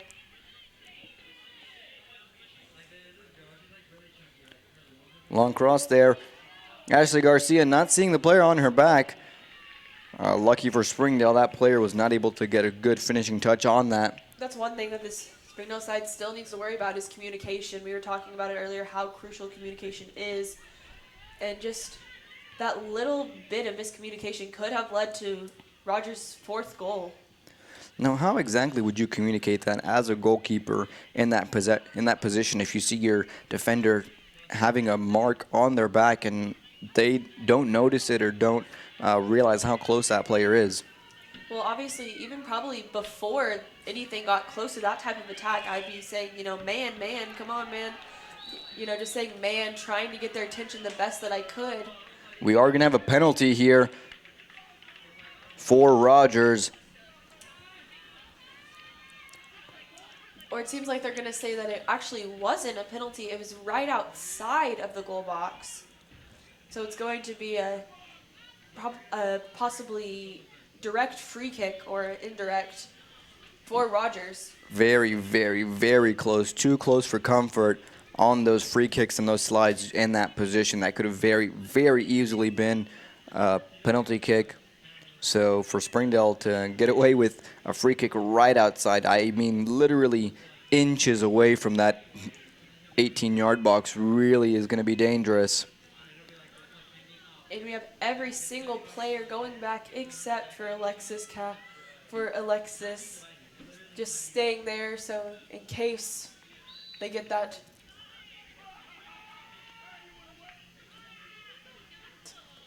Springdale's wall, they're running up to the ball to try to defend it as much as possible.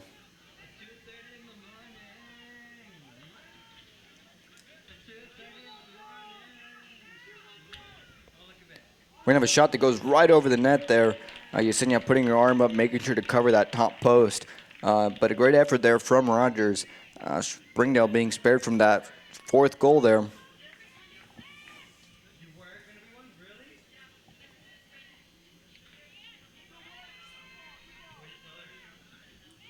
Just about 8 minutes left in this second half of game. Springdale on the attack. Descalbrado going to pick up the ball, but just be stopped by a Rogers player. We are in the sub 10-minute range. We are at 8 minutes of the game. And Springdale trying to look for an attack here. Still going for goal.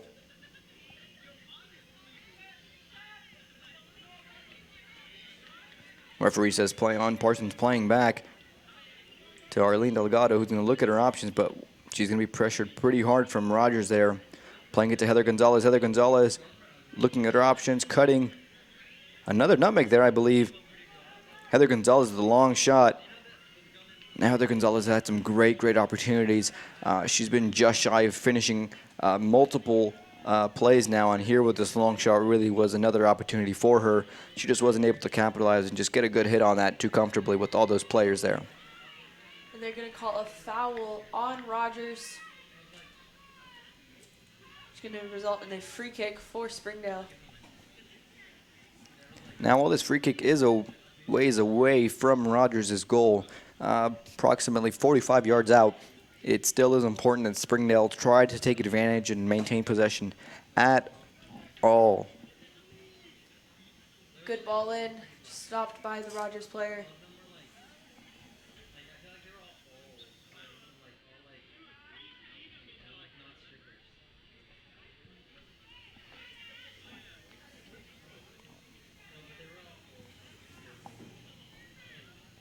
Good ball out. Just Arlene just barely missing it there.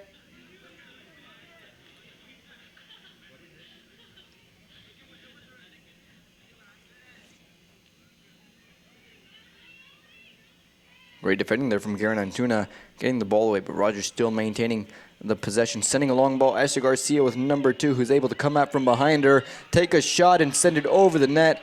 That's some great goalkeeping there from Yesenia. She puts her arms up, makes herself big, gets in the way of the forward, not letting her see clearly the goal, and it works just great as the player is able to send it over the net, and Springdale getting a goal kick.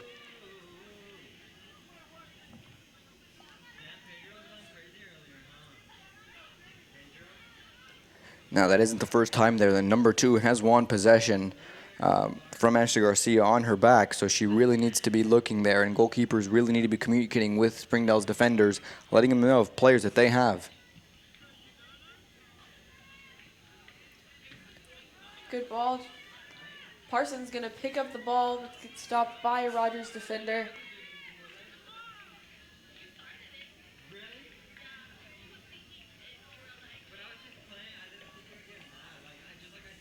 It's going to be another throw-in for Springdale with just about 5 minutes left in the second half.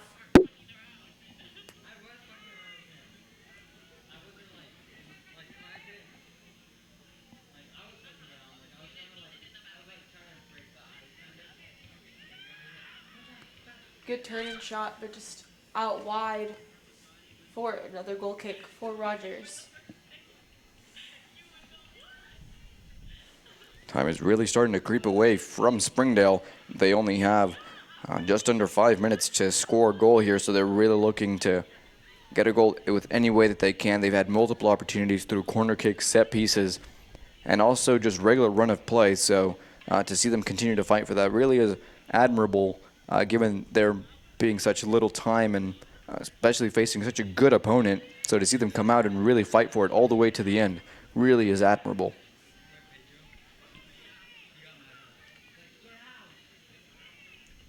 It's going to be a throw-in for Rogers.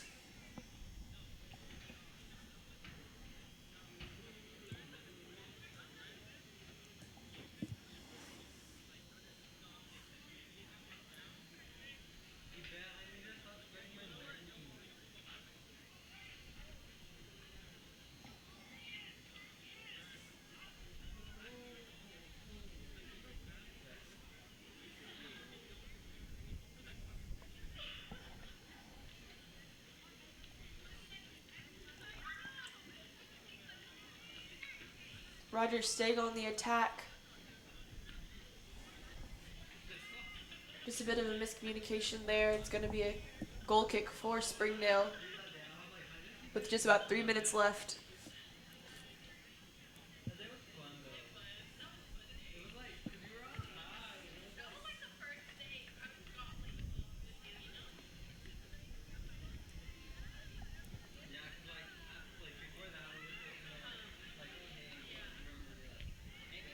Now this could be the play, long ball there. You have Danny Avila chasing down the ball, but Rogers' defenders are just very, very, very quick, not allowing her to catch up to that ball and take advantage of that long ball. It's the same number 3 that chased down Adriana Parsons on that earlier run, so she definitely has some wheels on her too. She's very, very quick, so Springdale really has to try to find a workaround that. Long shot there from Jessica Alvarado, just barely missing the post. Goalkeeper still diving to try to get it. It is going to be a goal kick, though, for Rogers in the last 2 minutes of the game. That was a really nice shot there from Jessica Alvarado. Just had a bit of a curve on it. I thought it was going to curve in, but just wide.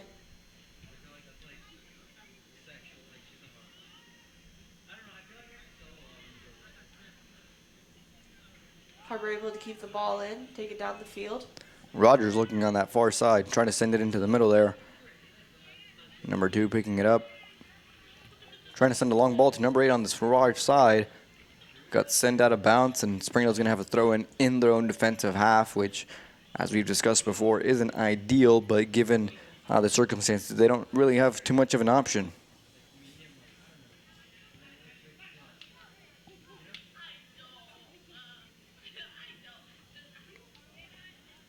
Actually chooses to play it short to Arlene. Arlene sending that ball forward, really trying to get any opportunity that she can.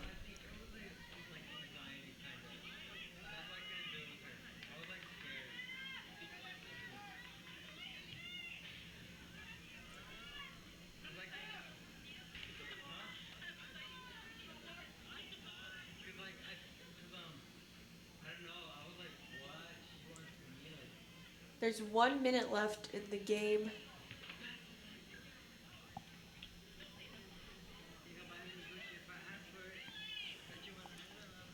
With under a minute now left in the game, we have Rogers pushing up on this attack. Number 2 taking a shot from out wide.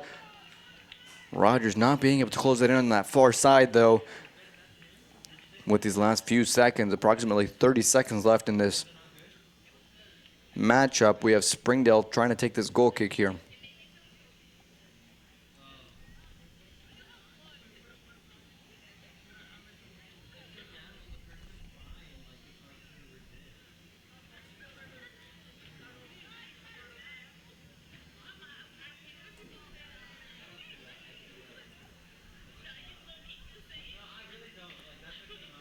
Ball's going to be out of bounds for a Springdale throw. Looking like this could be one of the last plays of the game. We have a long throw in there. Under 10 seconds left in this match.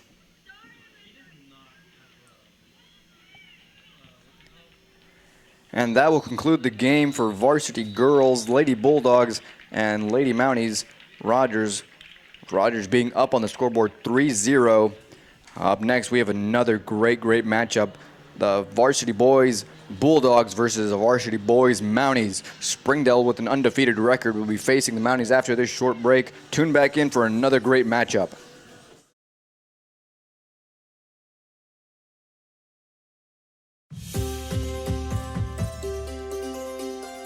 I came to the clinic during school, and when I got here, they were very thoughtful and friendly to me, and they took very good care of me. We provide a full variety of primary care services, preventative, acute care, chronic care for adults and children. It's been very convenient for me because I haven't had to leave school and go make an appointment.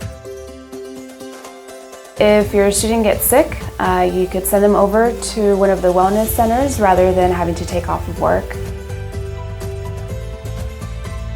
It's kind of hard sometimes to get out of the work. It's just good that they have like a school-based clinic, because like that, if the child is sick, they could just come over here without the parent even coming in. Anybody can come to the clinic. Our motto is healthy people, healthy community, and we thought what better way to help improve the health of our community than by starting in our schools. Zaxby's food has always brought people together. Catering to the big moments, the little wins, the long talks, and the quick getaways. Because food this inviting is bound to add a lot of flavor to your life.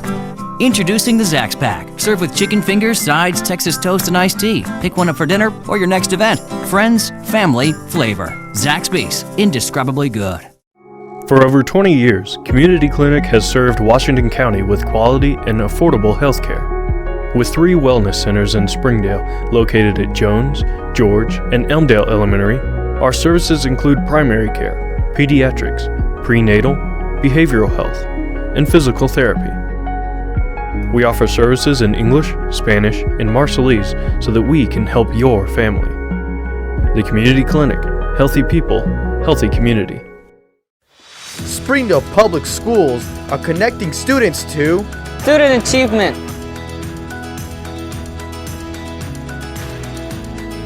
Safety, personalized teaching, partnerships.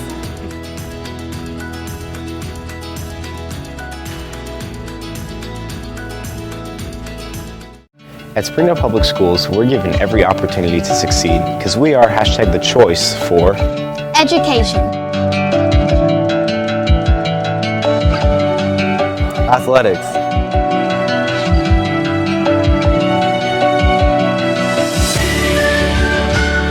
music,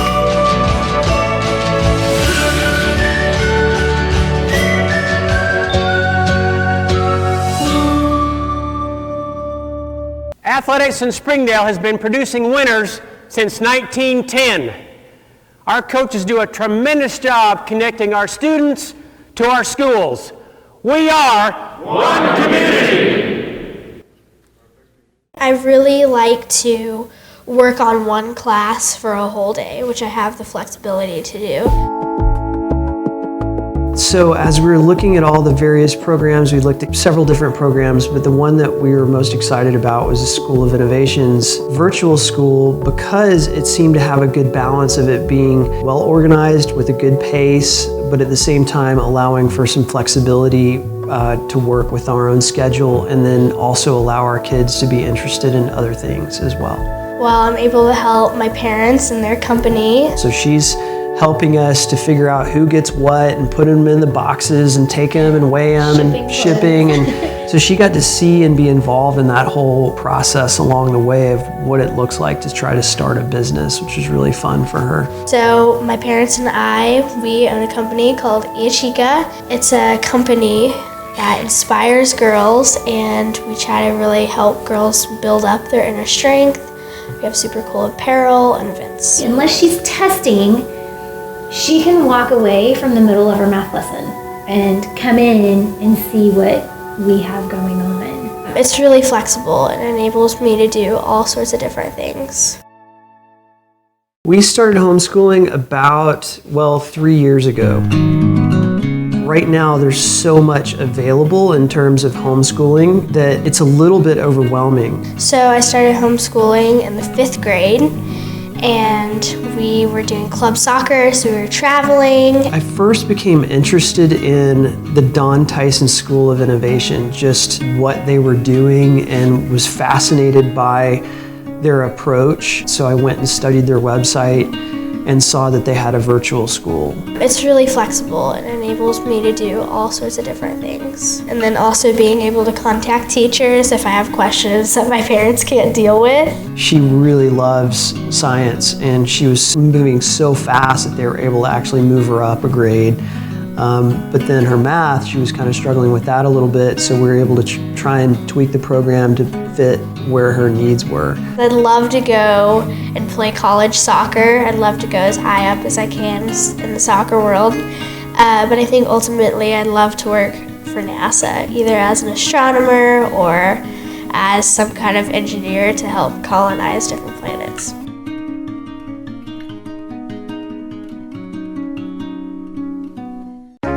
The Don Tyson School of Innovation in the Springdale schools now offers middle-level courses. If you are entering 6th or 7th grade, you can enroll now at the School of Innovation. School of Innovation offers complete options for an advanced placement program.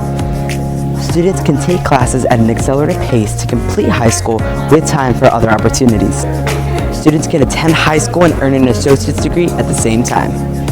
At the School of Innovation, you can also earn certifications that are recognized in business and industry. In 7th grade, academic programs include STEM instruction in math and science, humanities instruction, English language, arts, and social studies, Spanish immersion for non-native speakers, Spanish for native speakers with culture and communication connection. Program of studies include East, engineering, robotics, drones, urban agriculture, medical arts, computer science, visual arts, and theater. If you're interested in applying to the School of Innovation, go to soi.sdel.org for more information and how to enroll. The Don Tyson School of Innovation Virtual Campus is a new opportunity for grades 6 through 12 to receive a Springdale Schools education anytime, any place. With the blended model, virtual campus students have full access to the Don Tyson School of Innovation campus during school hours for electives, clubs, tutoring, and activities. The virtual campus is my education on my time. The Don Tyson School of Innovation Virtual Campus. Anytime, any place. I think Springdale Schools is a great place to teach. They have cared about my salary. They have cared about my time. Administration is awesome. They want to be there for the kids. I mean, they are #1 priority. The staff, teachers, everyone's very, very nice, very polite, and very welcoming. It really feels like a family. It's always good when you have a diverse population like Springdale for kids in the classroom to see people that look like them. So it gives them a role model. I always say if I had somebody like me in kindergarten that could speak both of the languages, that would be tons of help. We go out of our way to provide everything that we can so that their children can get a wonderful education, because they are the leaders of tomorrow. Northwest Arkansas, it's growing. That's one of the great things. I am originally from San Antonio, and I cannot tell you, this is a wonderful place to raise your children. It's just a great place to live, to work, and just to have fun. Follow Springdale Public Schools on all social media platforms. On Facebook and Twitter, you can find up-to-date information about events, school closures, and student and faculty achievements. Instagram provides weekly highlights and major news. YouTube is the home for sports live streams, district news, student productions, school board meetings, and live performances. Connect to Springdale Public Schools for pictures, videos, news, events, and more.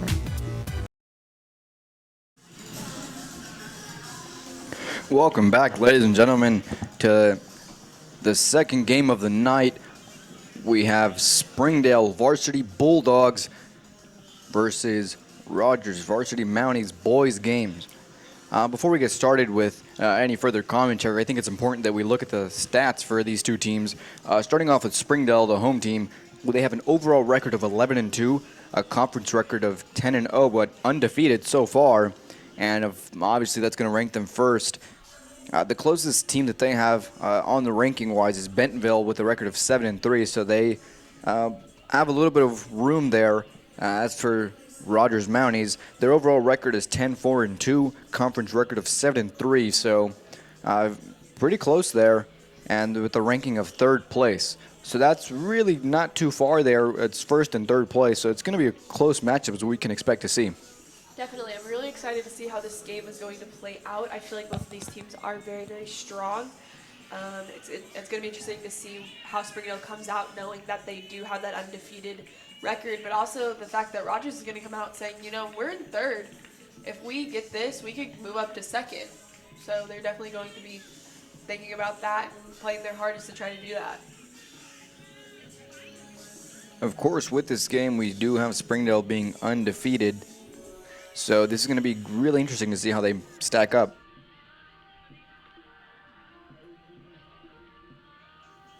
As we've discussed every single time before, they are going to have a target on their back, but they have an advantage of already having played Rogers Mounting, so they have an idea, but the same goes for Rogers. Rogers already has an idea of how Springdale plays, their formation, and really the style of play.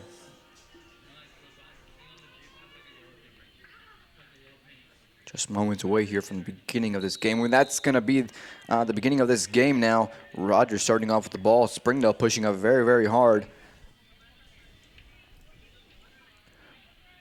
Rogers playing very, very quick there, very aggressively. I can tell you right now, within just the first few seconds of this game, this is going to be a great, great matchup. Definitely both teams were just so quick on that attack right there. It was crazy to watch. It just shows and kind of sets the tone for the rest of this game. We have a big majority of the same players that we usually have for the Springdale side. We have Joel Guzman, we have Gilberto Rasso, we have Silvestre Martinez, Javier Solis, Nelson Barroso, Jose Vega, Guardado. We have Irving Sotero. A little positional change here. We have Danny Maldonado playing up top instead of Renee, who's usually in that position.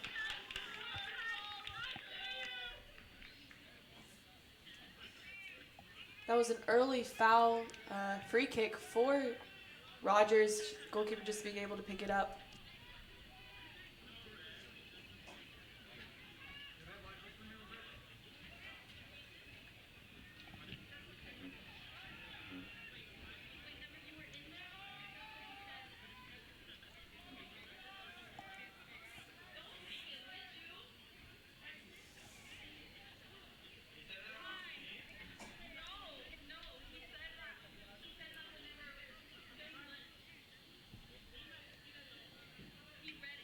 Rogers now looking for an attack. Joel Guzman there being able to intercept that wonderfully, trying to give the long ball there to Jose Vega.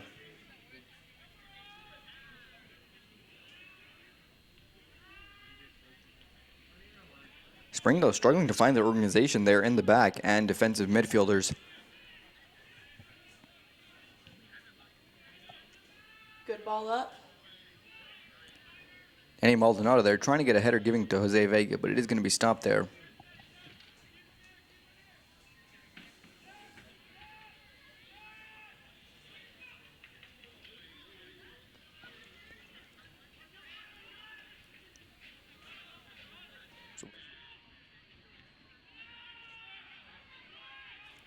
Silvestre Martinez there. Springdale's right back is going to look to see his option. It's going to be played out wide to Gabriel Guardado, trying to send it in. But Rogers is doing a very, very good job at shutting down those options and really trying to shut down as much play as possible.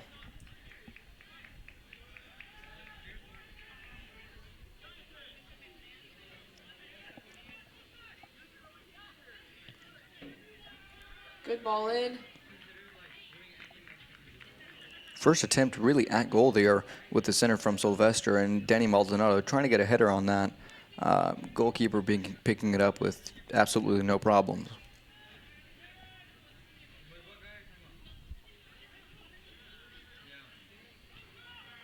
Jose Vega now with the ball. Passing to Nelson Barosa. Nelson Barosa looking for that cross there. Irving Sotero not being able to capitalize on that and pick up that ball there. Springdale is definitely feeling the pressure that Rogers is bringing. They're having to play really, really fast from the get-go. They're not being able to think clearly and organized as they're playing. I feel like this is really showing the idea of, a team is going to have to play at whatever pace you set for the game. So if you play fast, the other team's going to have to play fast as well. And we see Rogers coming out trying to play fast, and Springdale's going to have to answer to that. And for the most part, we see Springdale really being the ones to set that pace, but that's a different story from tonight's game. At least from this get-go, we have Rogers really coming out here, stepping it up, and having Springdale match them on that intensity level. We have a short free kick there from Nelson Barroso, not being able to get such a good hit.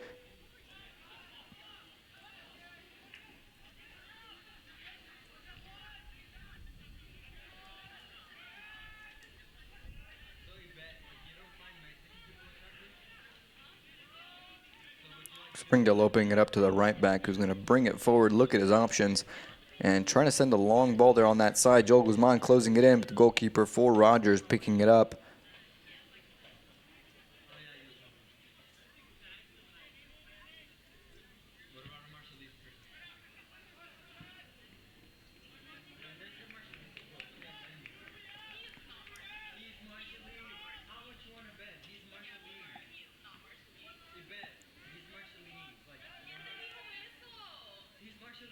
Rogers definitely playing quickly, looking at their options. Springdale doing a great job, though, of not letting them really play forward. Even though Rogers does have a great intensity level, they aren't able to have quite the same execution that they would be needing to really be putting some offensive pressure on Springdale.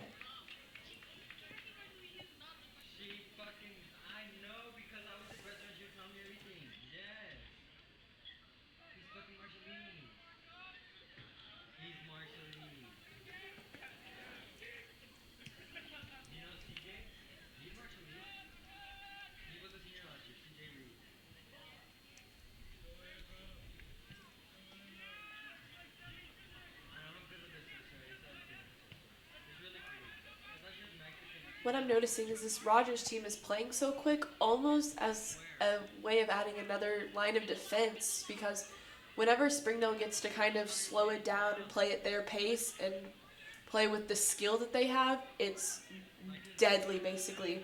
So they're trying to play quick, so Springdale doesn't have that time to use all of the little nuances and skills that they have. I mean, obviously, Springdale's a very fast team and a very gifted team, but they really play their best whenever they're getting to play in a more kind of not as super quick environment, even though most of the players are very, very quick on the Springdale side. Long shot there from Irving Sotero, sent over the net, but I can echo exactly what you were saying. Springdale does have that as an advantage to them. They do play very, very quickly, and so for Rogers to recognize that and take that away from them, or take that patience that they have, that composure that really sets them apart from other teams, can really prove to be dangerous. Springdale, if they get that part of their style of play taken away from them, they're going to have to adjust. And Springdale really might have an opportunity to get exploited, and Rogers could be the one exploiting that tonight.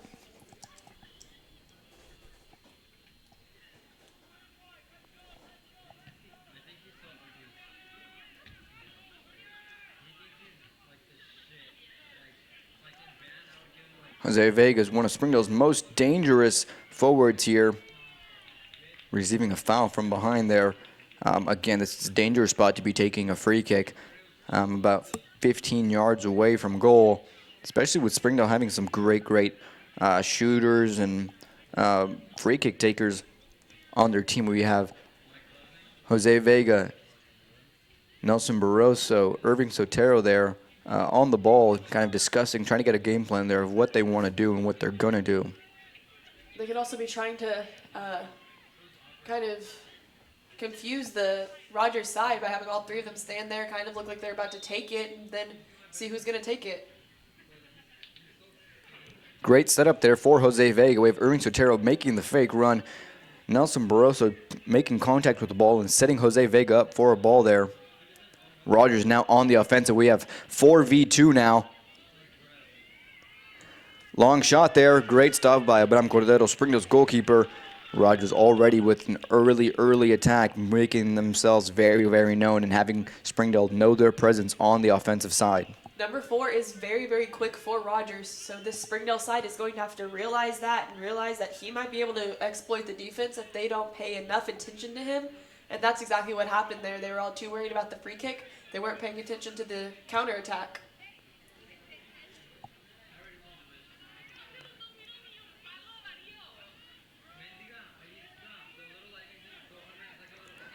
What really pleases me is seeing Springdale's, at least defenders, have that patience again, being comfortable playing to their wings and playing really a short-paced and easy ball to their defenders.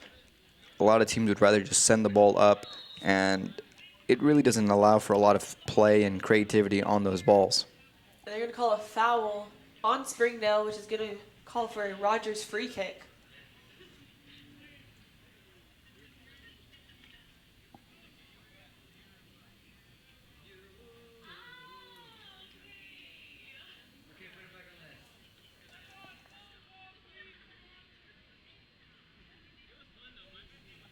We did see that the Lady Mounties were very good at set pieces and taking advantage of them. So now we're going to get an opportunity to see just how the varsity boys are able to take advantage of that. But Springdale picking up that free kick nicely. Gilberto Razo, they're getting the first contact with the ball. Getting it down the field, but out of bounds for a throw-in.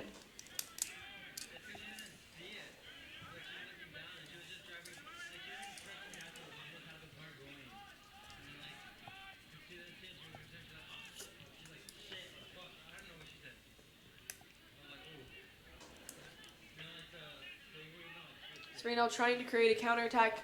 Nice long ball, but it's going to go back to the goalkeeper to easily pick up.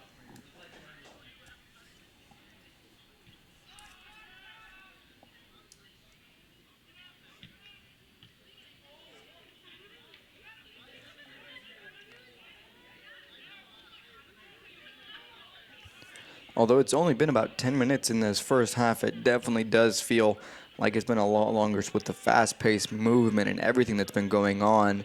It's definitely high intensity.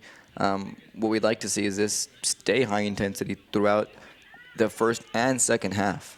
Definitely. I feel like whenever you have two teams that are playing in a really high-intensity game, it's when some of the best soccer is played. Whenever they're just playing really highly skilled and really quick, it can be really enjoyable to watch.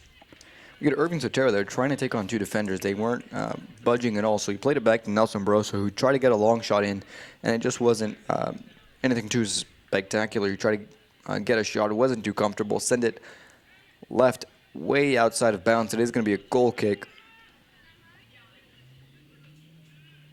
And we're going to see number 4 for Rogers running onto that ball, just touching a little bit weird and getting a throw-in for Springdale. It is nice to see, though, Gilberto Razo just standing right next to him, just making sure that he wasn't going to get possession of that ball and just being real careful there.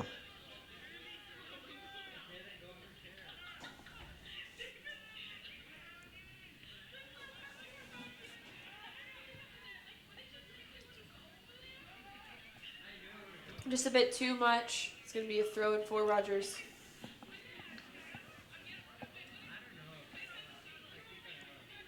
Nelson Barroso there dribbling, looking at his options, being stuck with 3 Rogers players and taking them on and getting a guy's cut there, giving himself some open space. Now we're going to have a long ball there for Springdale. A deflection and now a corner kick. And we know that Springdale is really, really good on set pieces. That's one thing that they're pretty well known for. So it's going to be interesting to see what they decide to do with this corner kick. Especially given that Rogers has not made it easy for them at all. They've really struggled to dribble past and make plays past defenders. So this might be one of the crucial points for both teams, is going to be set pieces.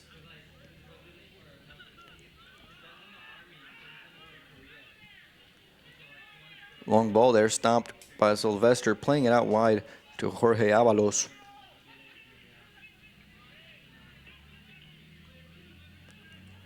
Rogers now pushing up forward, trying to get a cross in. We have 23 slipping, 15 trying to get a shot.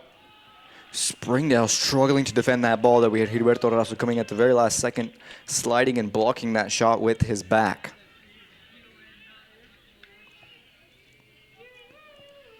Coach Beeler not hesitating to get a substitution ready for one of his players. He has Ruben Ayala on the side getting ready to warm up and looking at his options. We have a flick there from Rogers. Rogers getting a cross in. We have a post. Springdale struggling to defend the ball. Clearance from Springdale. Joel Guzman clearing that ball out of danger. Rogers coming very, very close to scoring. Springdale looking to be down for the first time in conference. That was way too close for comfort for the Springdale side. That was almost nerve-wracking, even for us just watching.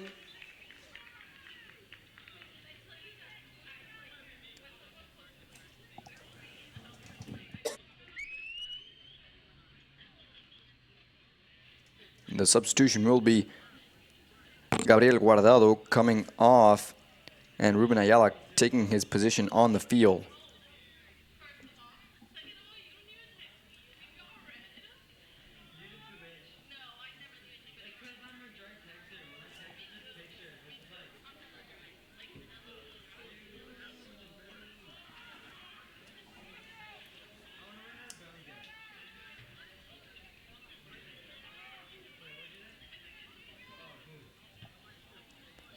Sylvester with the long cross there. Danny Maldonado looking for the header.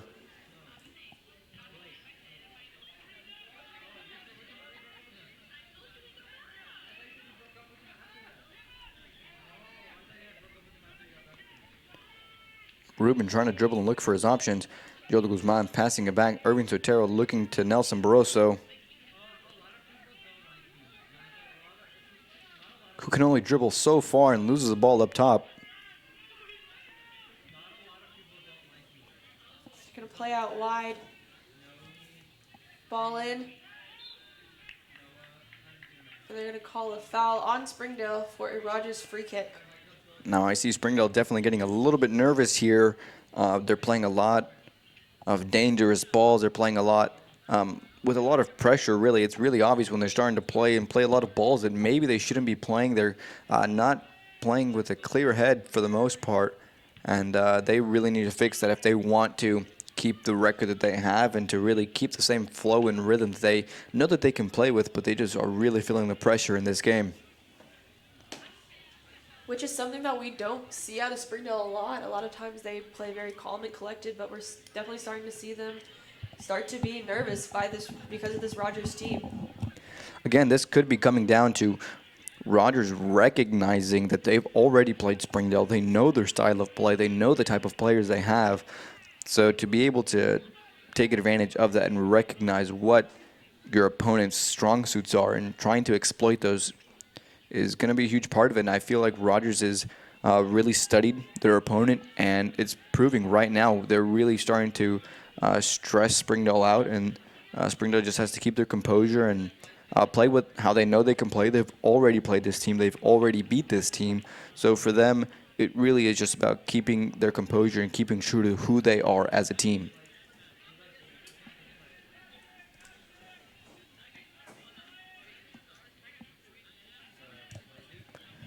We're seeing a little bit of that, especially coming from the midfielders, who instead of playing forward or forcing a lot of balls, is playing to their defenders, who can then redistribute and take a different approach on the field.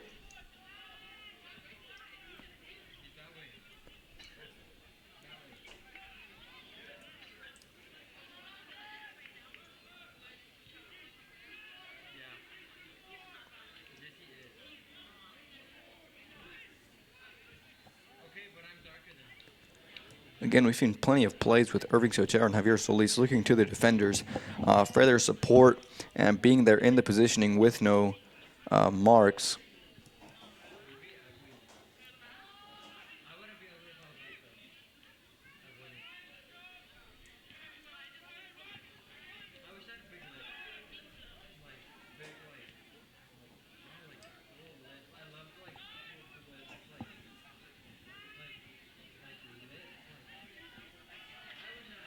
Springdale trying to make another attack here. Springdale with Ruben Ayala up top, trying to get a cross in, but there's no one there to really pick up possession of that ball there. Joel Guzman was just a little bit too far back on that play.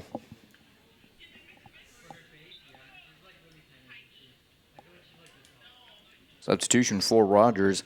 We have 23 coming off the field.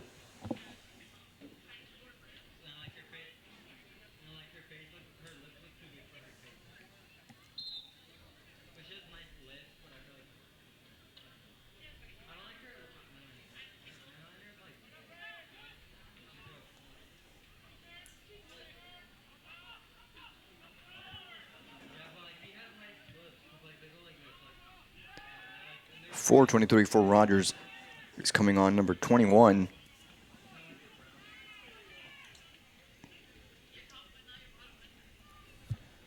Springdale really struggling to get a nice play there on their offensive third of the field. On it, when it comes to that last touch and finding that last player, they are really having a hard time of looking to see who they have open and really being comfortable up top and looking for a clean open shot.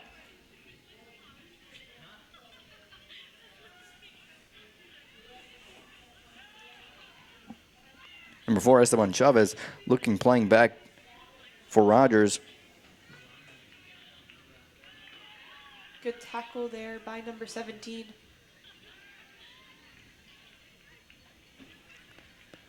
Well, potential for a through ball there, but Springdale's defenders are going to anticipate that and just cover it for the goalkeeper to come out. There's about 20 minutes left in this first half. I feel like a great message right now at this point would be a huge, huge shout out to all the teachers that come out and support these students, who have them in their classroom, really trying to give them an opportunity to stay on the team and to really excel not only as athletes but also as students. So a huge shout out to the teachers that come out and support their students, both from Springdale and Rogers. But it being a home game, a lot of these teachers are coming out to see their students who they have in the classroom. So a big thank you to those teachers who are helping these players improve, not only as athletes and as students, but as people and useful members of society.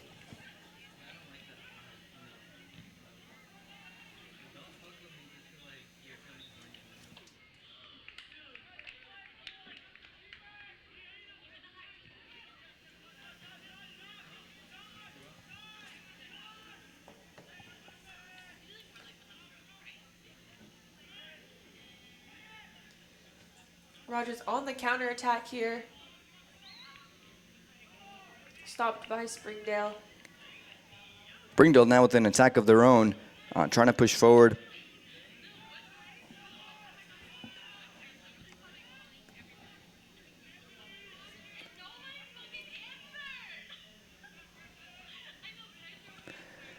Now, Rogers' organization in the back is very, very good. I'd like to see Springdale do a lot less long balls and just letting their forwards chase the ball down. I'd like to see a lot more creativity. It's really what Springdale is known for. They're good at it. They have the players and the talent to do it. I'd like to see them have a lot more creativity and skill in their offensive attack. We have Esteban Chavez, number 4 for Rogers, playing a ball out wide, moving forward. Number 10 taking a shot from out wide, just going over the net. Abraham Cordero diving to make sure it cleared the net. And it is going to be a goal kick.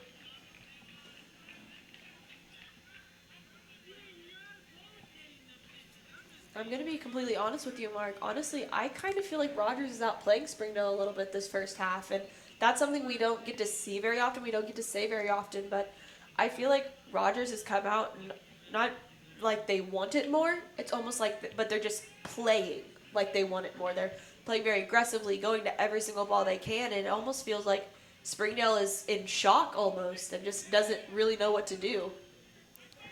I would have to agree with you there. Springdale really is struggling to play like they've played the rest of this season. It's not the same team that we've seen come out here and play. Rogers definitely is playing a really, really good game. Springdale so far is holding their own, getting a few attacks of their own and defending thus far. But we definitely have seen more attacks on Springdale than we've seen all season. So this definitely could be a very interesting game. It is a very interesting game, but the result could be just as shocking.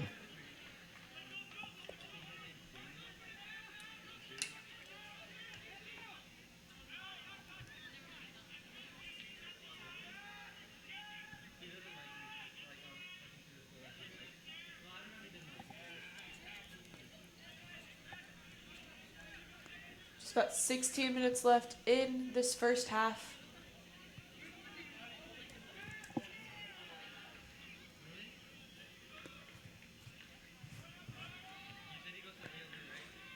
Springdale's defender struggling to get the ball out of there. Rogers with possession there. Just barely clearing the ball out of there. Now we have Springdale with a throw in their own defensive half. Now for the first time in a while, we see Beeler standing up, really trying to coach his team, being very active with them. Usually, he doesn't have to worry about that too much. Springdale usually can handle their own and take care of business very early on, but we only have 15 minutes left in this first half, and we have players really having a hard time clearing the ball and making the best decisions to benefit their team. So we definitely see Beeler up there really being a little bit more active in his coaching, considering that his team isn't performing to what he expects them to be. And I mean, we talk about this a lot, but it could be that mental, the idea, like a mental thing. I mean, they're up 3 games on any other team.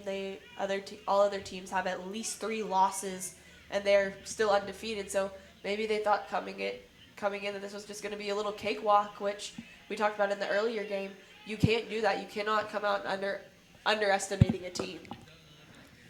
From the very first game of conference play to the very last, that can never enter your mind, the fact that a game's going to be easy or it's going to be hard. You just have to go into the game, expect a great matchup, and to do the best that you possibly can.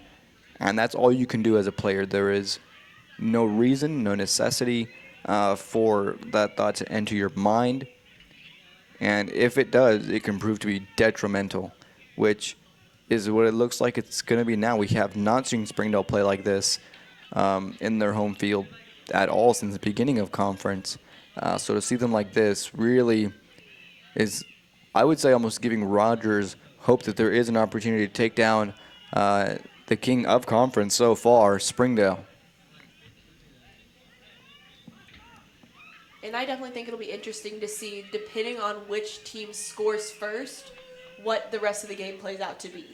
If it's going to be that Springdale somehow pulls through and is able to score first, or if Roger ends up striking first. I think it's going to be very, very interesting to see, what the rest of the game looks like. And while it does reign true for other games, in this one it really couldn't hit home anymore. This first goal, like you were saying, is going to be very, very important for both teams. This game is really going to come down to how Springdale reacts.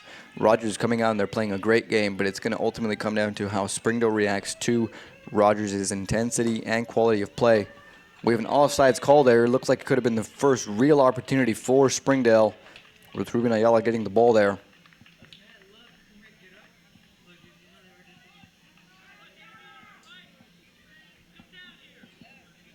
But as I was saying, this is going to be the first game in which it really depends solely on Springdale's reaction at this point.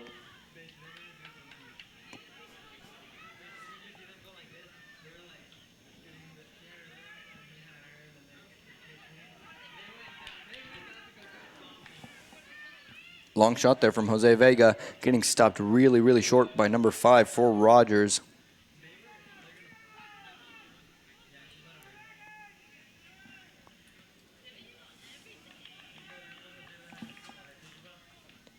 We have a throw in for Rogers in Springdale's offensive half.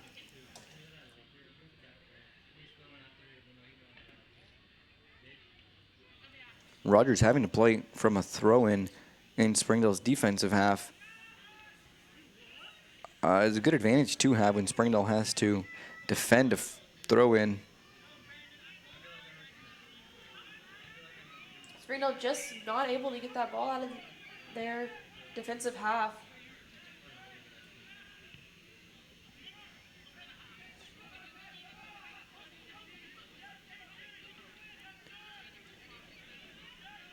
Jose Vega trying to get a ball and dribble out there, but is not given any patience or forgiveness on that play. They're going to stop him at all cost.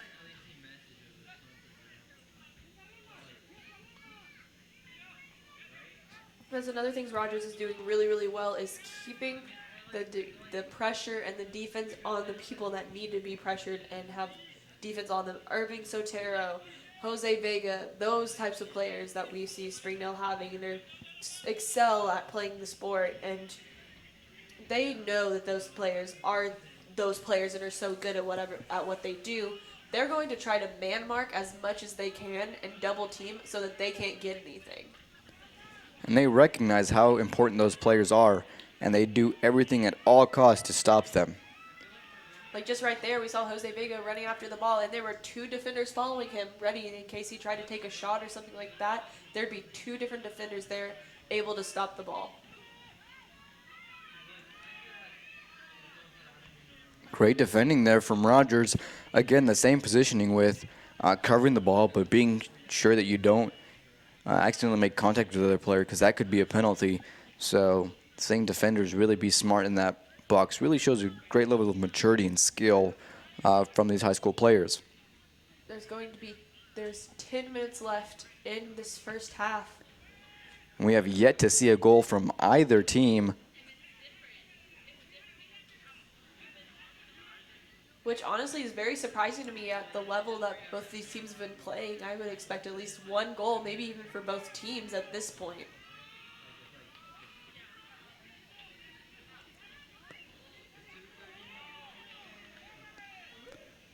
Well, as Newton law states, for every action there's an equal and opposite reaction. So whenever we see Springdale pushing up and facing some very good defending, we see the exact same coming from Rogers. They push up with a great attack, and we see Springdale fighting with every ounce of their might to get that ball out of there and out of the danger zone. So we're seeing both teams facing not only good offensive players in midfields, but also great defensive players from both teams. Jose Vega now with the possession of the ball, moving forward, giving to Ruben. Ruben not being able to get good control of that ball. Rogers clearing that ball upfield. Long ball to Gilberto Razo, heading the ball out of bounds.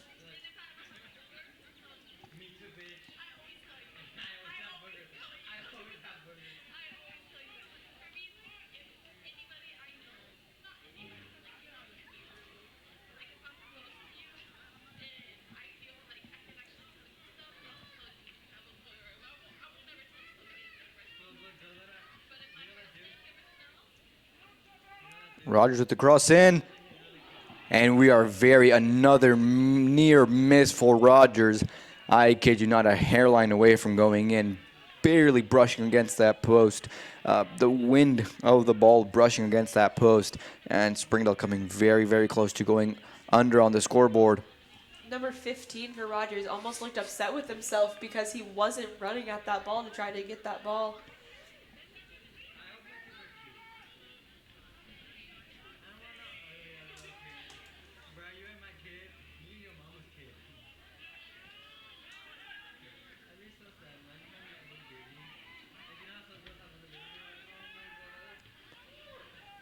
Rogers really came out to play today with a whole nother level of intensity, whole nother level of fight in their style of play, and it shows through like no other. They've had two opportunities at scoring against the number one seeded undefeated position in conference thus far. So Rogers is really coming out here and looking to get a goal by any means necessary.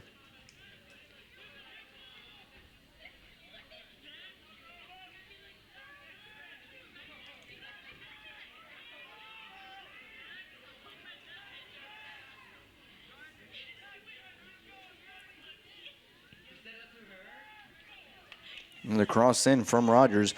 Just no player there to capitalize on it. We are at 7 minutes left in this first half. And still yet a goal to come from either team.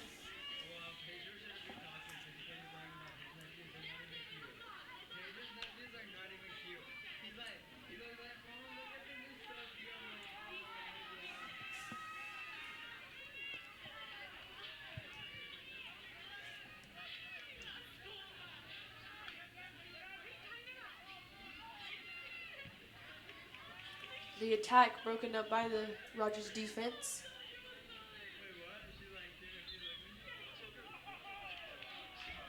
And there's going to be a free kick called for Springdale. About 30 yards away from goal there.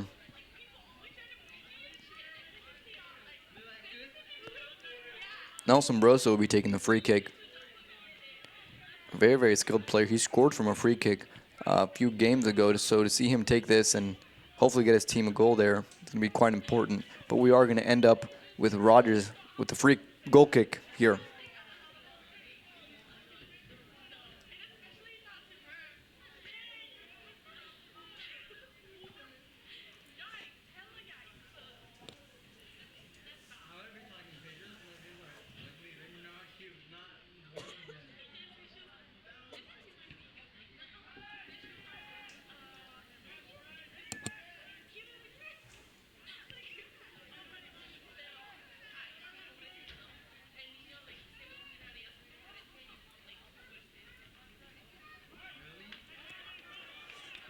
Now, while it might be a little bit early to call, with 5 minutes left in first half and just 40 minutes left in the second half, just a reminder that if this game ends in a tie in regular time, they will go directly to penalties. And that will be the first time this season that Springdale has gone to penalties with the team, or even tied at that. Yes, it'll be very interesting to see what could come of that if we do see this team, if we do see both these teams going into PKs. I know that personally, whenever I was on the Springdale team, we would practice PKs during practice. I don't know about the boys team, but I know that the girls team did. So it'll be interesting to see if they do practice that and if that'll help them in any way if we do end up going to PKs. We have an opportunity here. Great defending from Rogers, stopping all attacks there. But speaking from playing on the boys varsity team, we did have our fair share of penalty practices. So we have to see just how that would play out. But then again, we do have plenty of time. We have 4 minutes left in this first half, and we have a whole nother half, 40 minutes left to play. And with both teams playing so aggressively and having so many opportunities, there still definitely is a very, very likely probability that we will be seeing a goal here.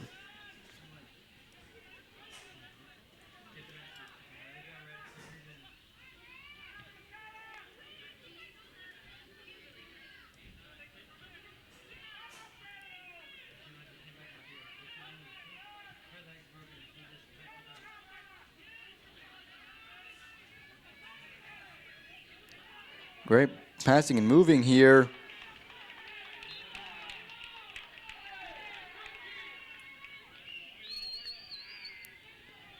We are going to have an offsides call there on Springdale. There might have been some uncertainty there whether it really was an offsides or not, but it's already been called, and we're going to go ahead and play with that offsides being called. Just about 3 minutes left in this first half.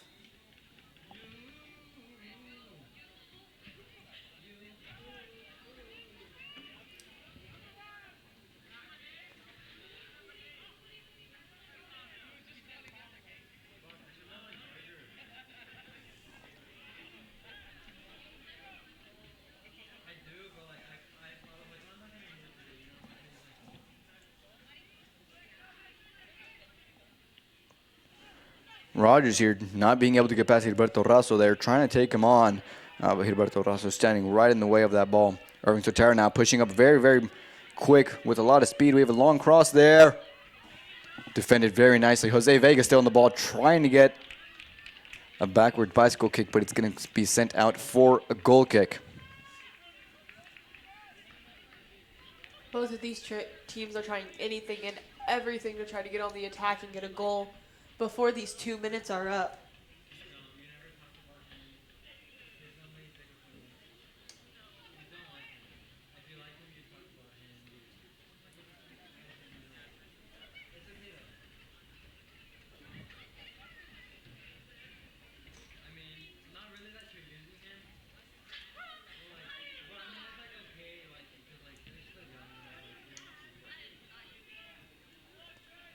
Rogers getting the first touch there from the goal kick.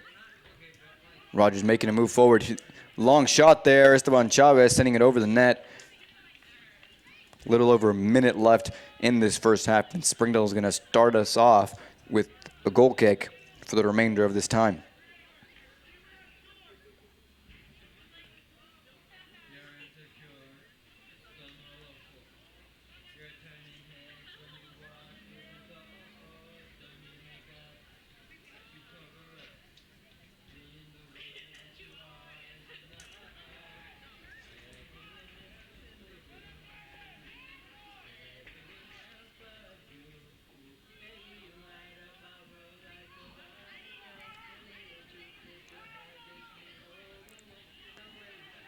As the seconds slowly creep away, we have a team yet to maintain solid possession of the ball and really start making a play for an attack. And as I am speaking, Springdale looking to play forward ball here with just over 10 seconds left in this game. And Rogers can defend that and have a last attack of their own.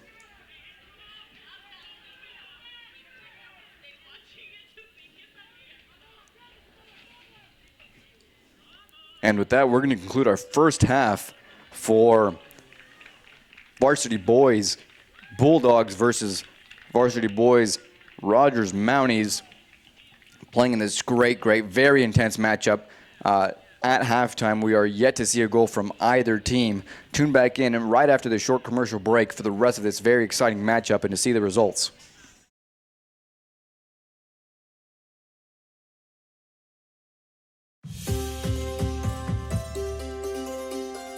I came to the clinic during school, and when I got here, they were very thoughtful and friendly to me, and they took very good care of me. We provide a full variety of primary care services, preventative, acute care, chronic care for adults and children. It's been very convenient for me because I haven't had to leave school and go make an appointment.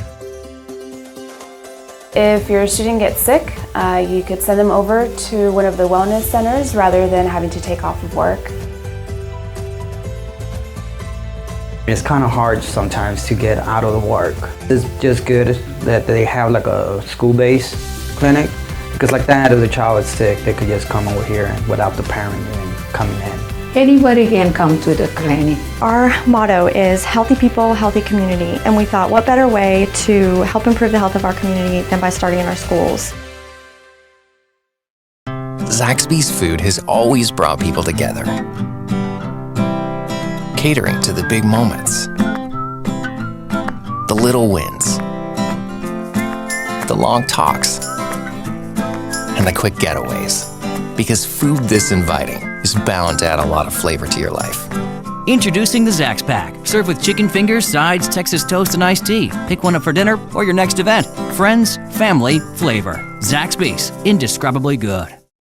For over 20 years, Community Clinic has served Washington County with quality and affordable health care. With 3 wellness centers in Springdale, located at Jones, George, and Elmdale Elementary, our services include primary care, pediatrics, prenatal, behavioral health, and physical therapy. We offer services in English, Spanish, and Marshallese so that we can help your family. The Community Clinic, healthy people, healthy community. Springdale Public Schools are connecting students to student achievement,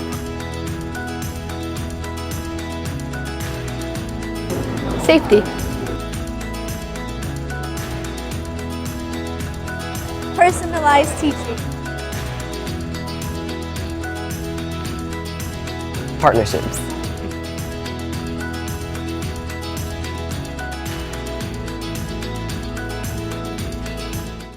At Springdale Public Schools, we're given every opportunity to succeed because we are #the choice for Education. Athletics.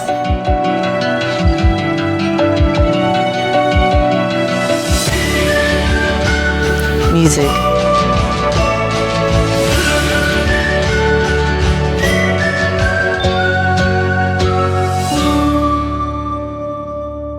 Athletics in Springdale has been producing winners since 1910. Our coaches do a tremendous job connecting our students to our schools. We are one community. I really like to work on one class for a whole day, which I have the flexibility to do.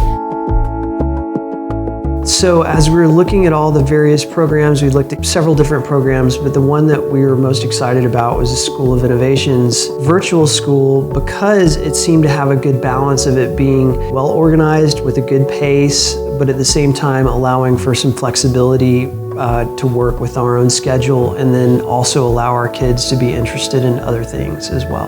Well, I'm able to help my parents and their company. So she's helping us to figure out who gets what and put them in the boxes and take them and weigh them and shipping. And so she got to see and be involved in that whole process along the way of what it looks like to try to start a business, which is really fun for her. So my parents and we own a company called Iachika. It's a company that inspires girls, and we try to really help girls build up their inner strength.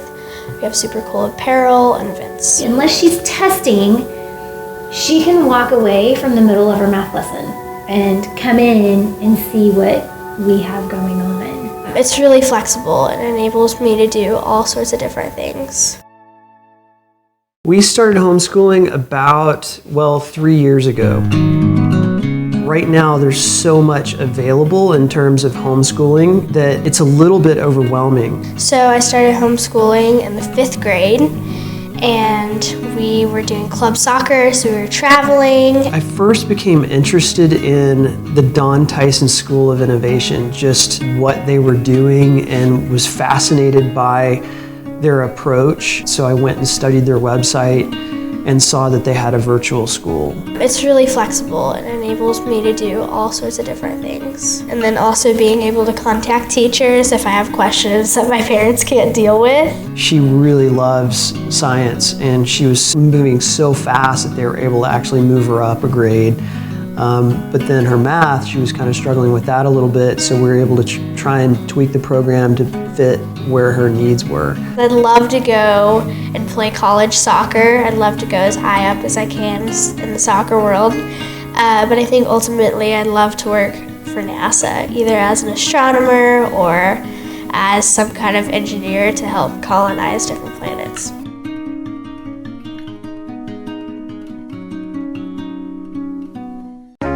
The Don Tyson School of Innovation in the Springdale schools now offers middle-level courses. If you are entering 6th or 7th grade, you can enroll now at the School of Innovation. School of Innovation offers complete options for an advanced placement program.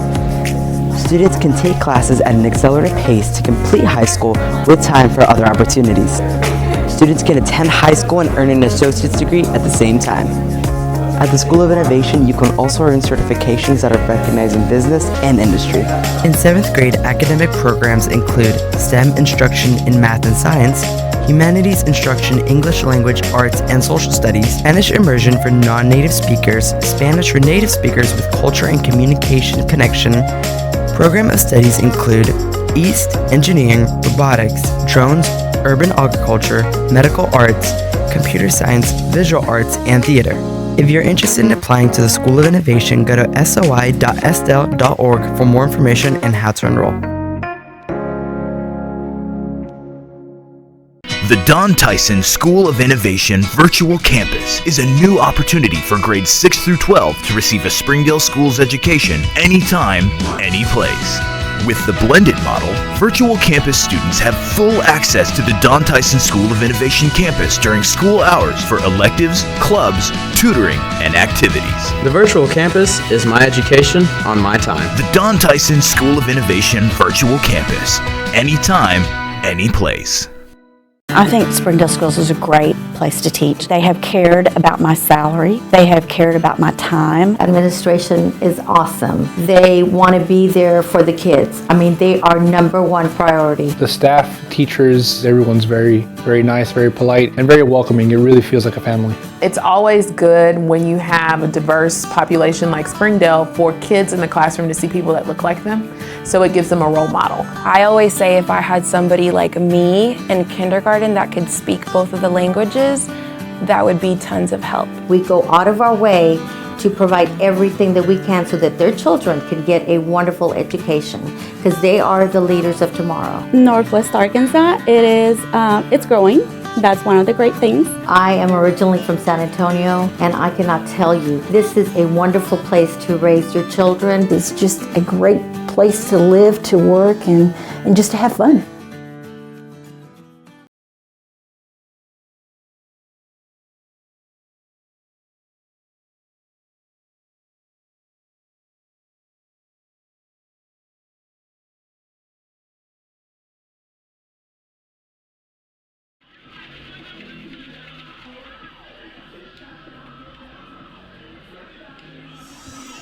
Welcome back, ladies and gentlemen, to the rest of this great matchup here. We are about to start the second half. Boys varsity Bulldogs versus Rogers Mounties. And we are yet to see a goal from either team. We have a great matchup. It's been very, very close. We are just moments away from seeing the rest of this game. We have 40 minutes left. Just a reminder to all of those watching that if this ends in a tie in regular time, this will go straight to penalties. And with that, we get the ball rolling. Springdale playing a very quick and high ball there. Almost reminds me a little bit of what Rogers started off with doing in the beginning, just going for the attack straight on, hard as they can, hitting as fast as they can. And for those watching the live stream and in the live chat, just a quick reminder that this is, in fact, turf. We have a long shot there from Jose Vega scoring the goal there. First one immediately starting the second half. We have Jose Vega with a back heel to put it behind the net. Jose Vega, one of the team's most important and greatest assets, coming in again to score a very, very important goal. Per usual, Jose Vega is the one to put it behind the net. But the one thing that the Springdale team is going to have to worry about is how intense and really, really well Rogers has been playing.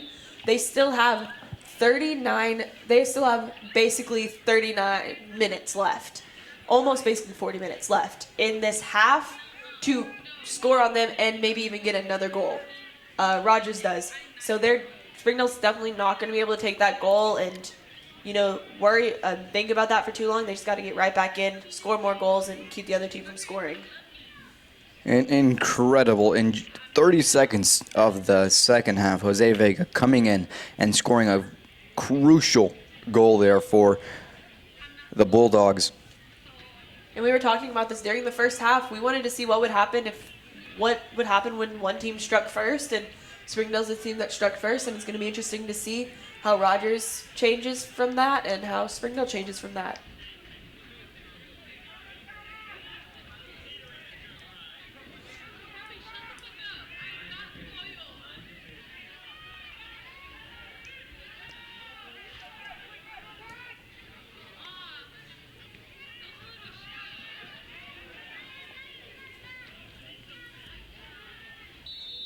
We're going to have a foul there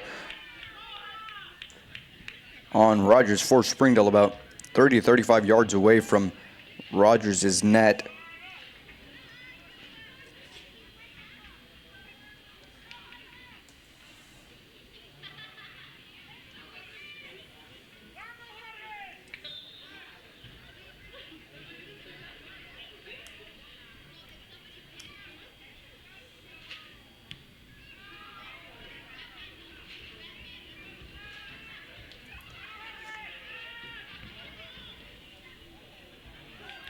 Ruben Ayala there with a possible another goal, getting a long shot, barely missing the post there. We definitely see Springdale coming out and being a lot more attack heavy this beginning of the second half. They really realized probably what they did wrong in the first half and have decided that now what they need to do is go out and hit hard and play fast and get more goals.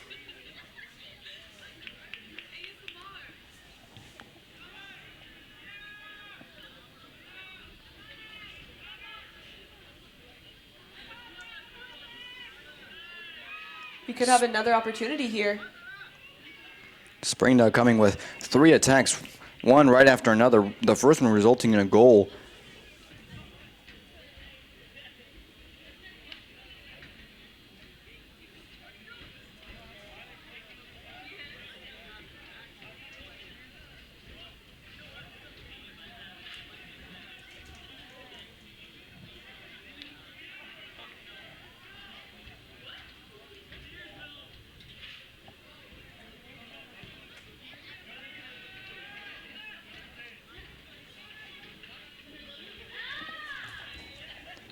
Now, even though Springdale was the first one to get a goal just 30 seconds into the second half, I would not discount Rogers whatsoever. They are still in this fight. They are still continuing to play as hard as they can.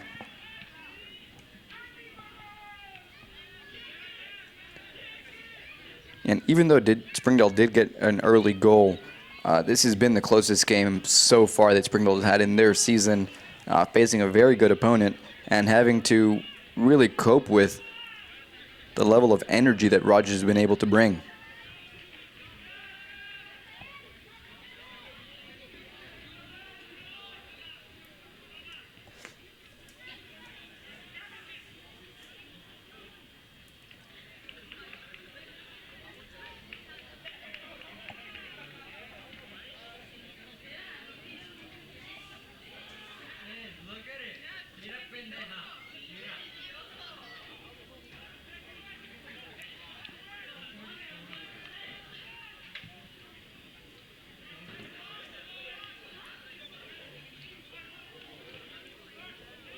Rogers now with an attack of their own. We do have Javier Solis running back and getting that ball very defensively, very nice.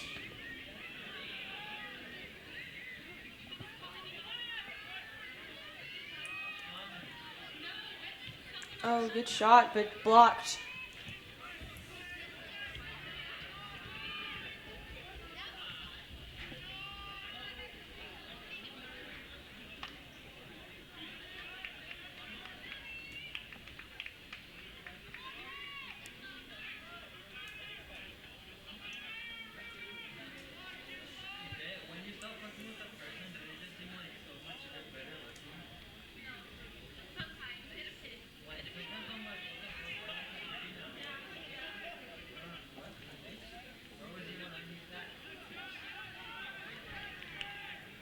Rogers still fighting for every single ball that they can possibly get there.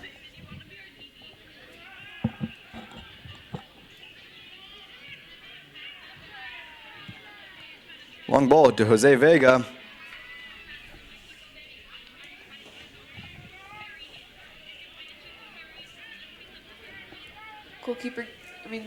The ref getting in the way there a little bit, but Rogers getting the ball back. Long ball there for Ruben Ayala, and that's going to be another offsides call.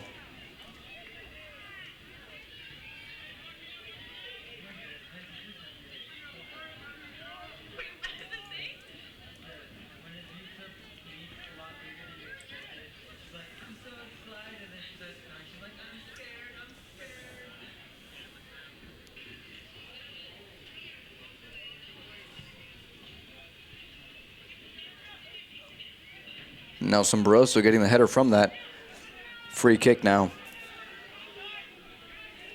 Springdale on the another attack.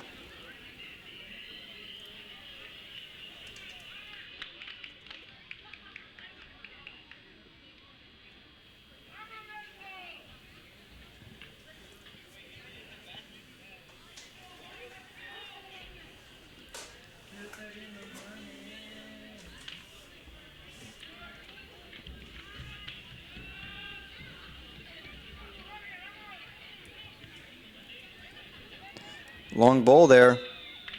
They're going to call it an offsides.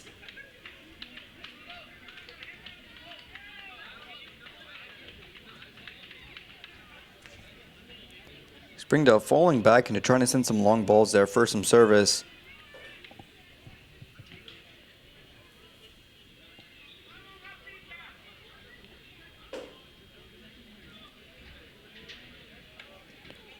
Number 10 for Rogers being substituted off, as well as number 8 coming on in place.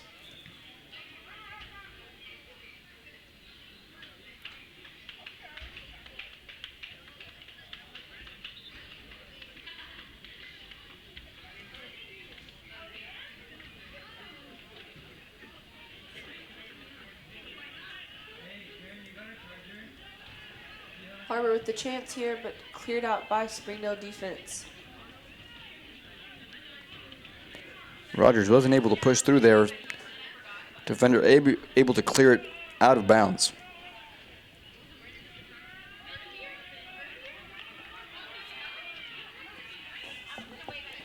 Daddy Maldonado, Gray's dribbling there in the middle, playing it out wide to Irving Sotero. Irving Sotero coming in, sending across the field, looking there for Ruben Ayala.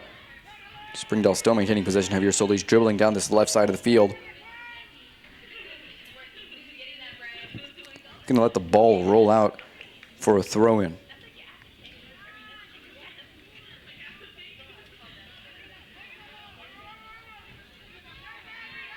Oh. Another shot there on goal. Rogers' goalkeeper able to not let that go in, but still very, very close. Just about 30 minutes left in this second half.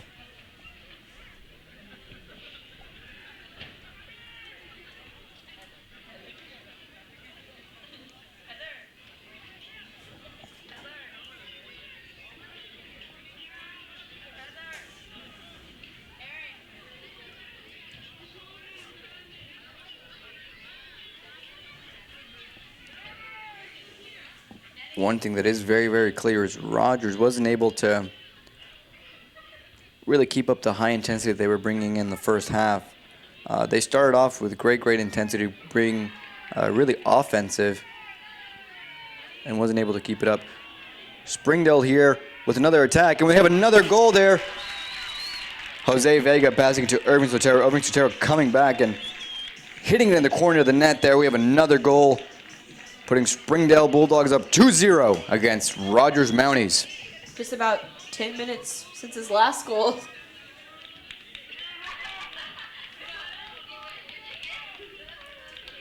Now we're really going to have to see what Rogers is going to bring to the table. They've been playing so well this entire game, and it's going to be interesting to see what they're going to do now that they're 2 down. Let me also tell you about Jose Vega. Not only did he score the most important goal of the game, which is the first one, setting really the pace for the rest of the game, but also he assisted in this second goal that is also very, very important, especially in this game that's been so close, and Rogers, who's been pushing on them very, very aggressively.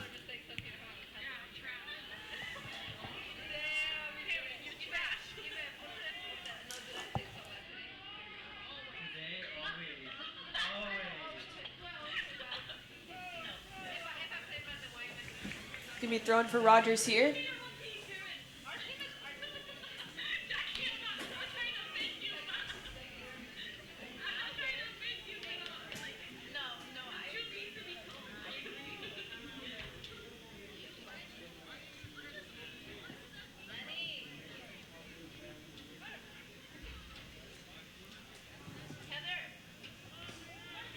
Headed out by Springdale. Zotero's going to hold the ball in the midfield, run as fast as he can, and play it up.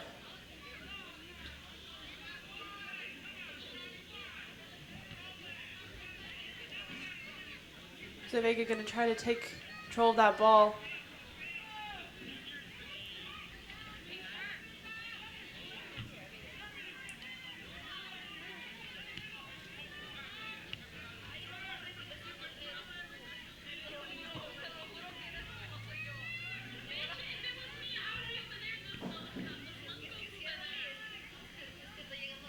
Springdale heading the ball out.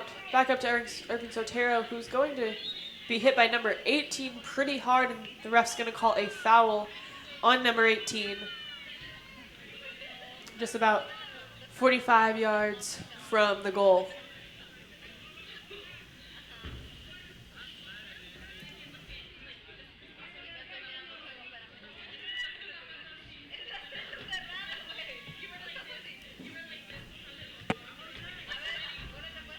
Good ball in, just a little bit too much on the header there from Springdale, and that's going to be a goal kick for Rogers.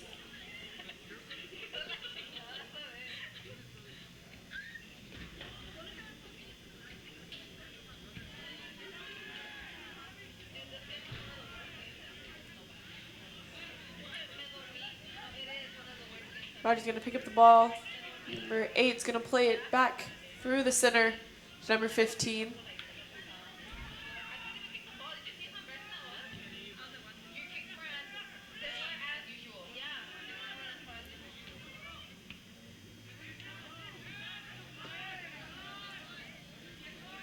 Rogers doing a really good job of being able to regain the ball back once Springdale's broken up their attack. That ball's going to go over the goal for a goal kick for the Springdale side.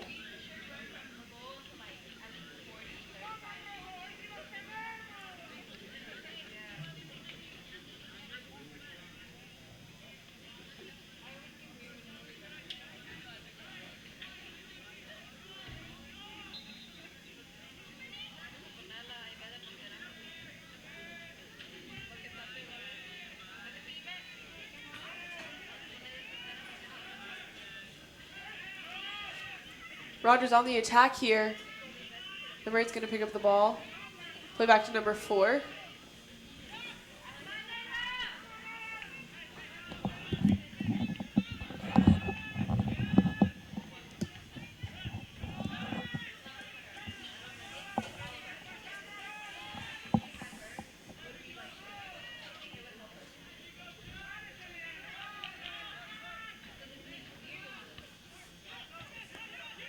Springdale doing a great job of playing out of the back and really moving forward with their play.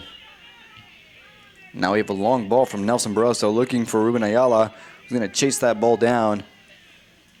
And we'll be getting a corner for Springdale.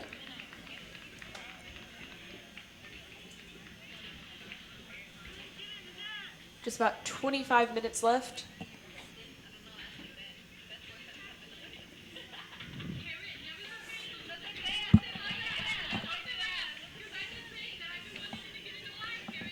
Now, when you take into account that goals can happen in seconds, there is plenty of time for Rogers to come back and really start getting some goals of their own.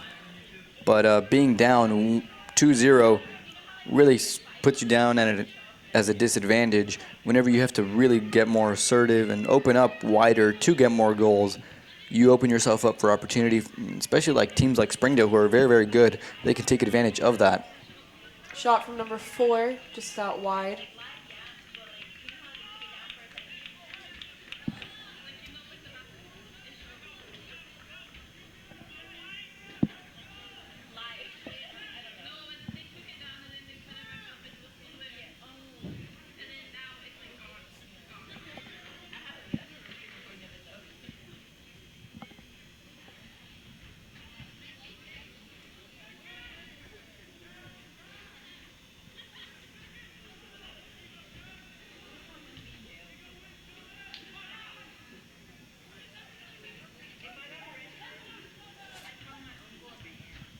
Another good attack by Rogers, broken up by Springdale.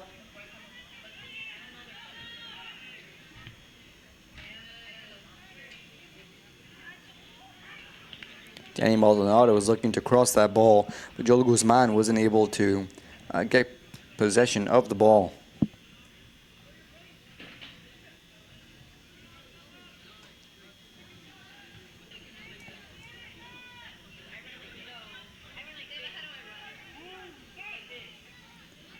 Long ball there, looking for Jose Vega, but it's going to be just a little bit too wide there. The goalkeeper going to pick it up with no issues.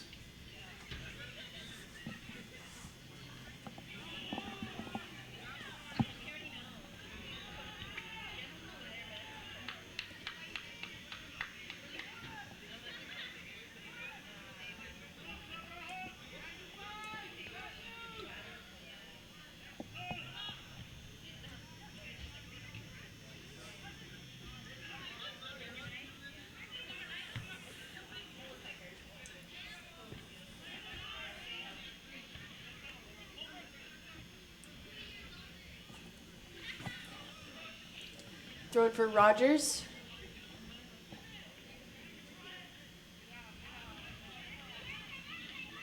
Springdale now moving with the attack. Nelson Barroso sending another long ball looking for Jose Vega.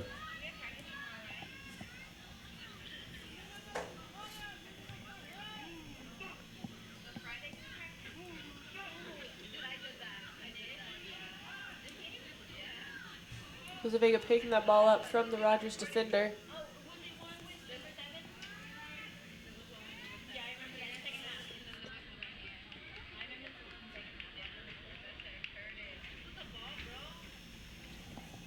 Springdale is now going to continue with the throw in Rogers' defensive half.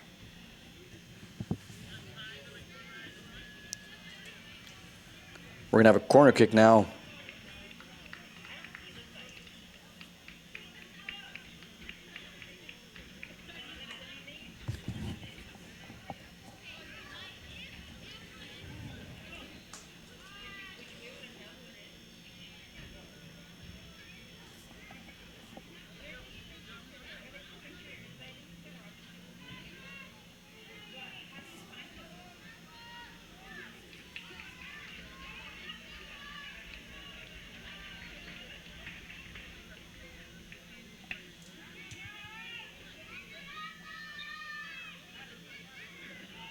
Great short play there.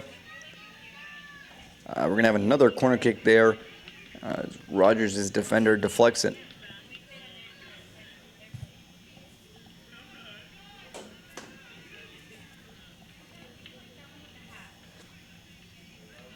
Another short play there. Rogers' defender anticipating that short play once again and stopping it right in its tracks, but Nelson Barroso picking up the ball in the midfield, playing it back to their last defender, who's going to send a long ball up. Probably just most likely try to get his player some time to get back and get ready.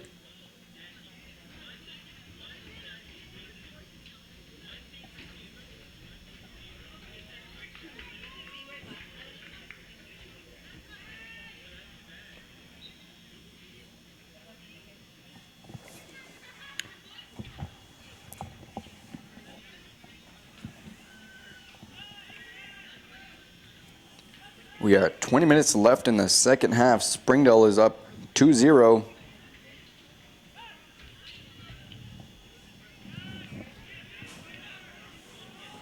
Long ball there. Esteban Chavez with Gilberto Rasso for Springdale.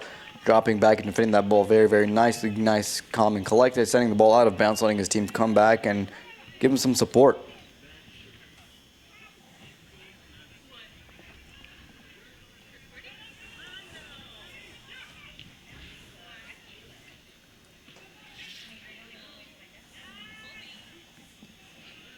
Well, especially now that Springdale's up 2-0, I'd really like to see them not play so many long balls and just really try to tire out their forwards. I'd like to see them go back to their roots and play how they've been playing since the beginning of the season, how I know they train, which is really focused on touch of the ball, movement, and that communication that they really can play with so very well.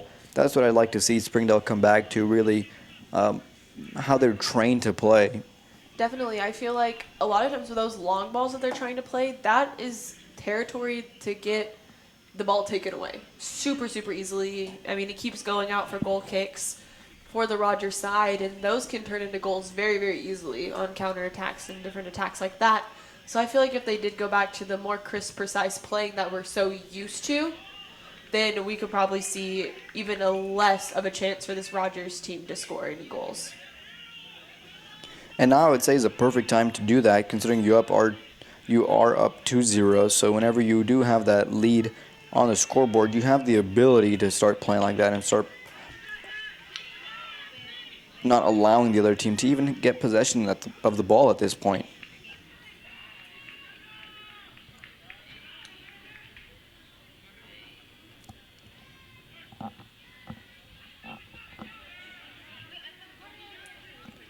Rogers now moving up, looking to get a cross in, looking on that far side, but it's going to be just a little bit too long to get control of in the air, but they are going to get a throw in.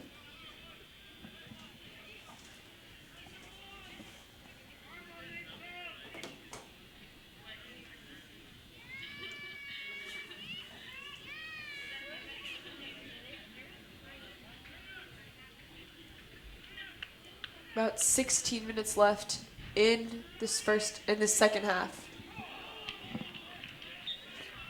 Very, very close opportunity for Rogers.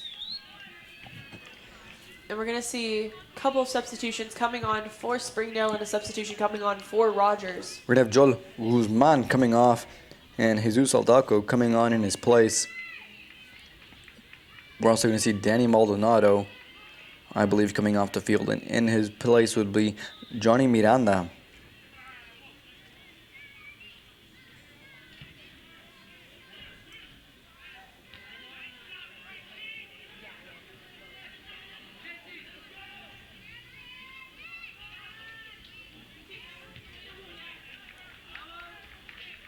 And there goes that ball over the old field house. I mean, at that point, those defenders just really want to clear that ball and make sure that it is really out of there, and that's one good way to do it, is to send it out of the stadium.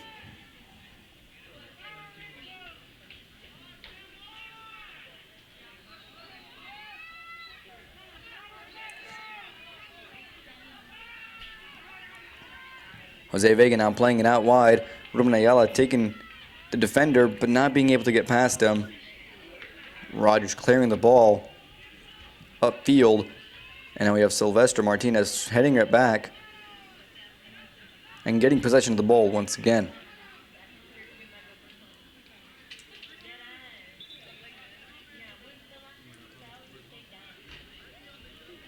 Another substitution for Rogers.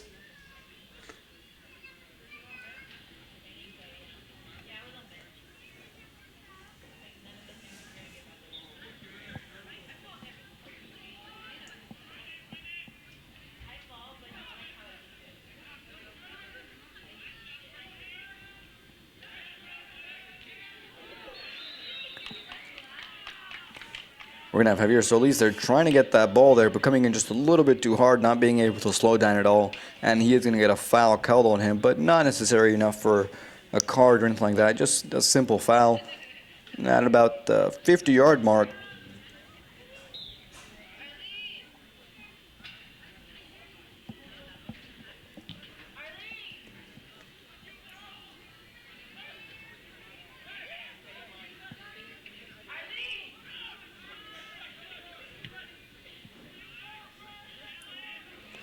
Header there from Rogers, but Abraham Cordero measures it nicely and keeps it in his hands.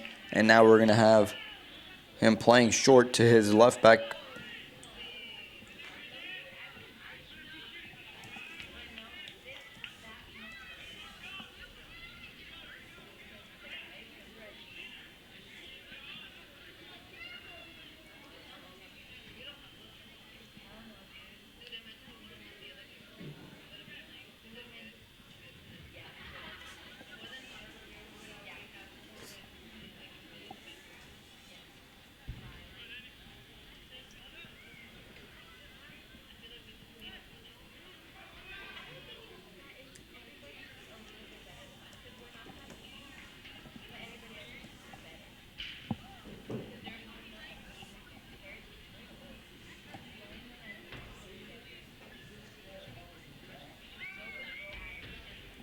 Rogers defending that ball nicely, and Springdale having to drop back. Gilberto Razo there clearing the ball upfield. We have Erwin Sotero there trying to take on the ball, but Rogers' defender comes up and clears it up again.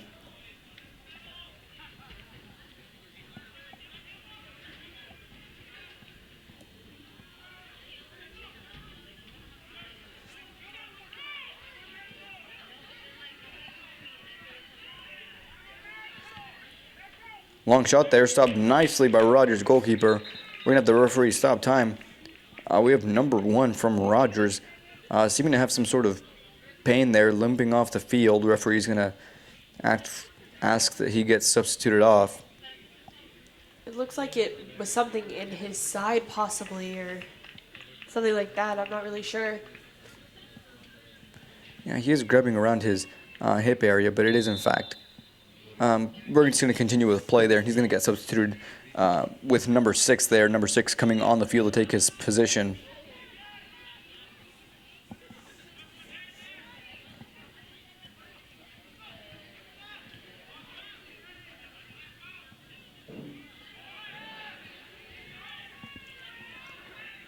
Long ball there, Gilberto Razo there coming in again at just the right second to stop the ball. Now Gilberto Razo himself is pushing up. Isn't very common. Center back, usually the last player on the field, is pushing up, but he realizes he's out of position and he drops back. That's another thing that Springdale does really well is whenever they realize that they're out of position, they're able to get back very quick and get back into where they need to be. Not just that, whenever he did move up, we did see one of his players take his spot there, so it really wasn't a gap in positioning. He was able to move up comfortably knowing that his players would take his spot and cover his back. Just 12 minutes left.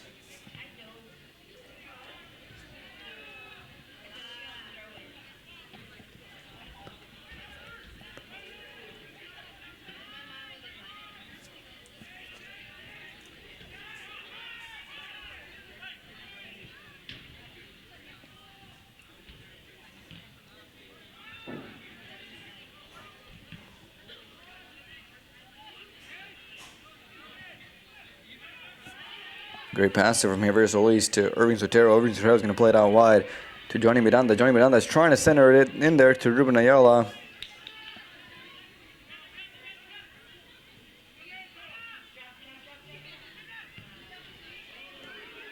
We have a great long ball there to Jose Vega. Jose Vega taking on the goalkeeper, just coming short of the net there.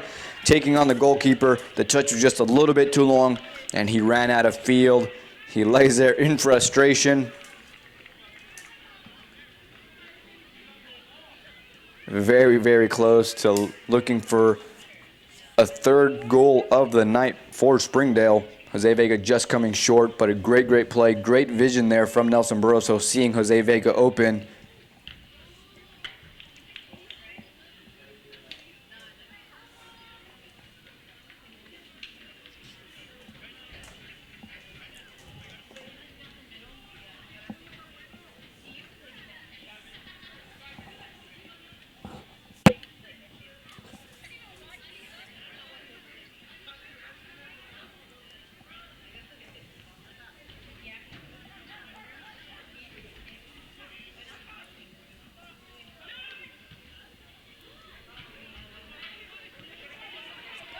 Javier Solis playing to Johnny Miranda. Johnny Miranda running down this left side, taking a shot from out wide. Goalkeeper diving and getting himself on the ground as quick as possible and stopping the shot. I think that's some great recognition there from Johnny Miranda.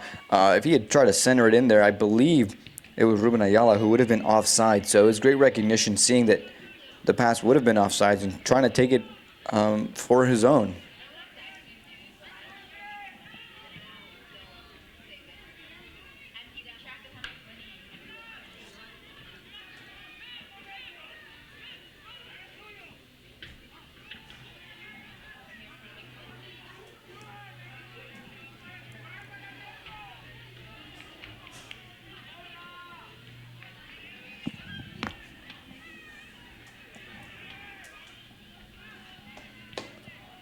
Under 10 minutes left in this game, and we have Rogers still trying to push here for another goal.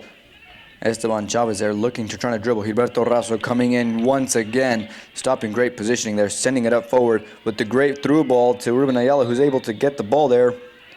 We are going to have an offsides play called. It's been fairly unfortunate for Ruben Ayala for this far in the game. He's had multiple opportunities to get long balls, but they've all been called offsides.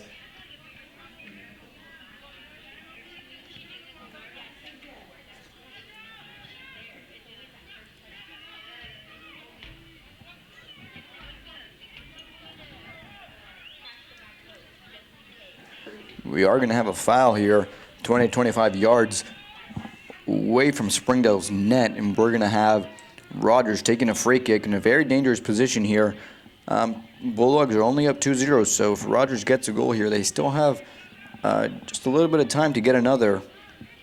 So this free kick here is going to be very, very important to trying to get back up on that scoreboard.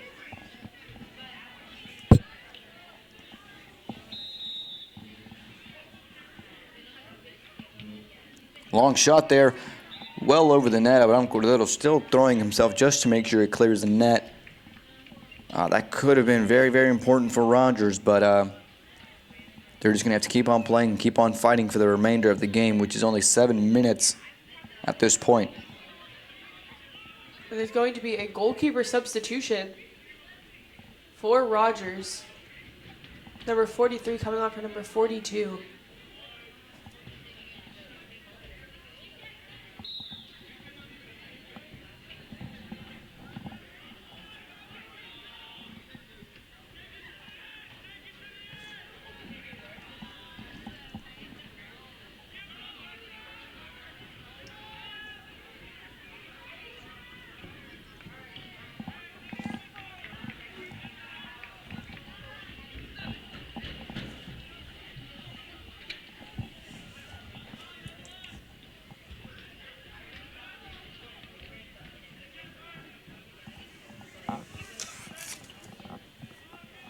You see Rogers slowly making their way down the line through throw-ins, but Springdale is going to clear it and have an attack.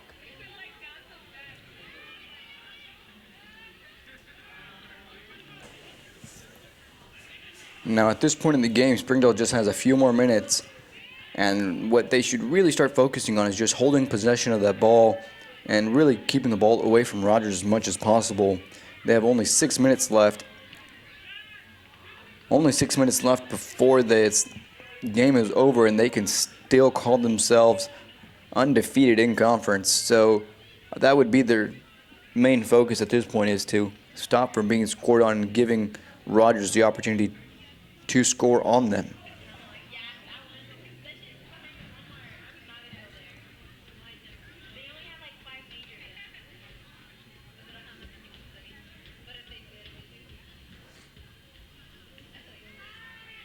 Jose Vega there, having to have 3 or 4 defenders on him when he's dribbling with the ball. That just goes to show how great of a player he is.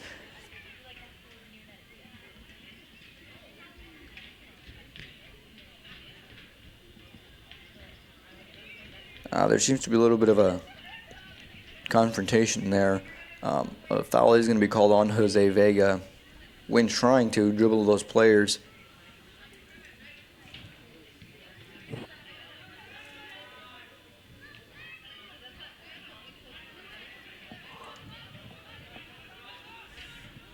Nelson Barroso playing out right to Jesus Aldaco. Going to stop the ball in. Strikes great pass there to Javier Solis. Javier Solis opening it up there. Jose Vega now has possession of the ball. Turning, looking to get himself a shot. Players throwing himself left and right just to stop Jose Vega from getting that shot on.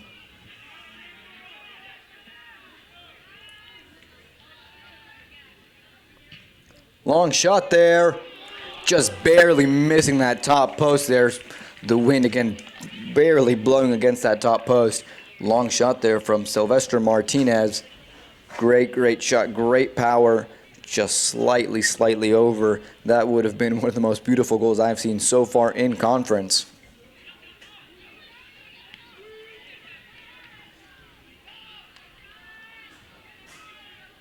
Jose Vega now again with the ball, dribbling down this left side. It is going to be deflected off of number 7, giving Springdale a corner kick.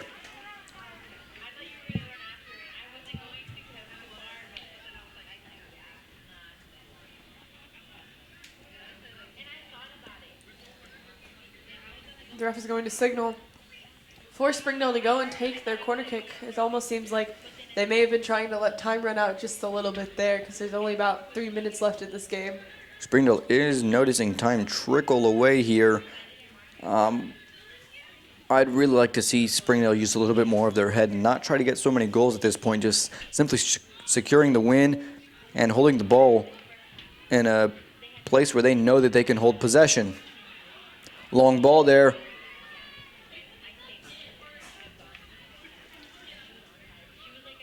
We have Jorge Avalos. They're sending the ball out of bounds, realizing that he did have Esteban Chavez for Rogers right on his back, a very quick player, allowing his teammates to drop back and recover.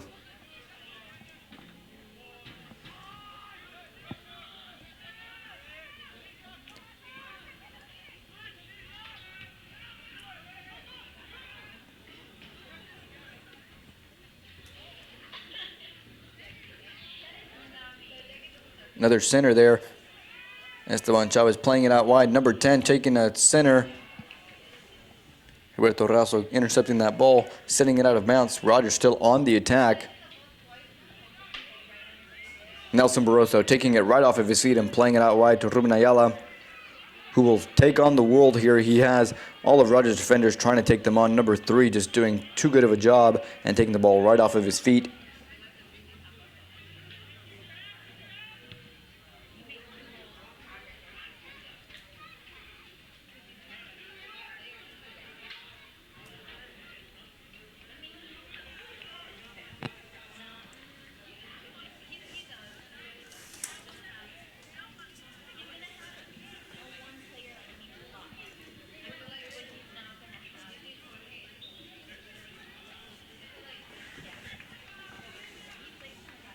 They're going to call another throw-in for Springdale.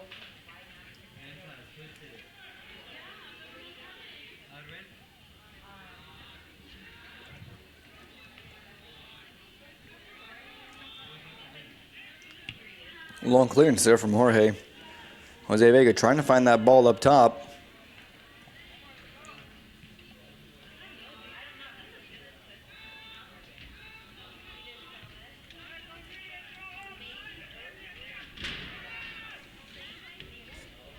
Rogers there, number 17 winning the ball there.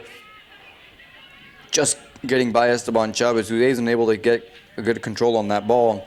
We're coming down with just 1 minute left in this game. We are going to have a foul there called on Ruben.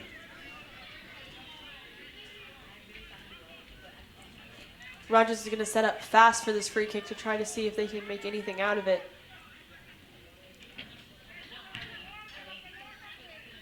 Long ball there. Gilberto Razo getting a header and sending it outside of the 18-yard box. Big clearance from Jose Vega, just trying to get the ball as high as possible. With only 30 seconds left in this game, Rogers trying anything and everything to get the ball in Springdale's defensive half.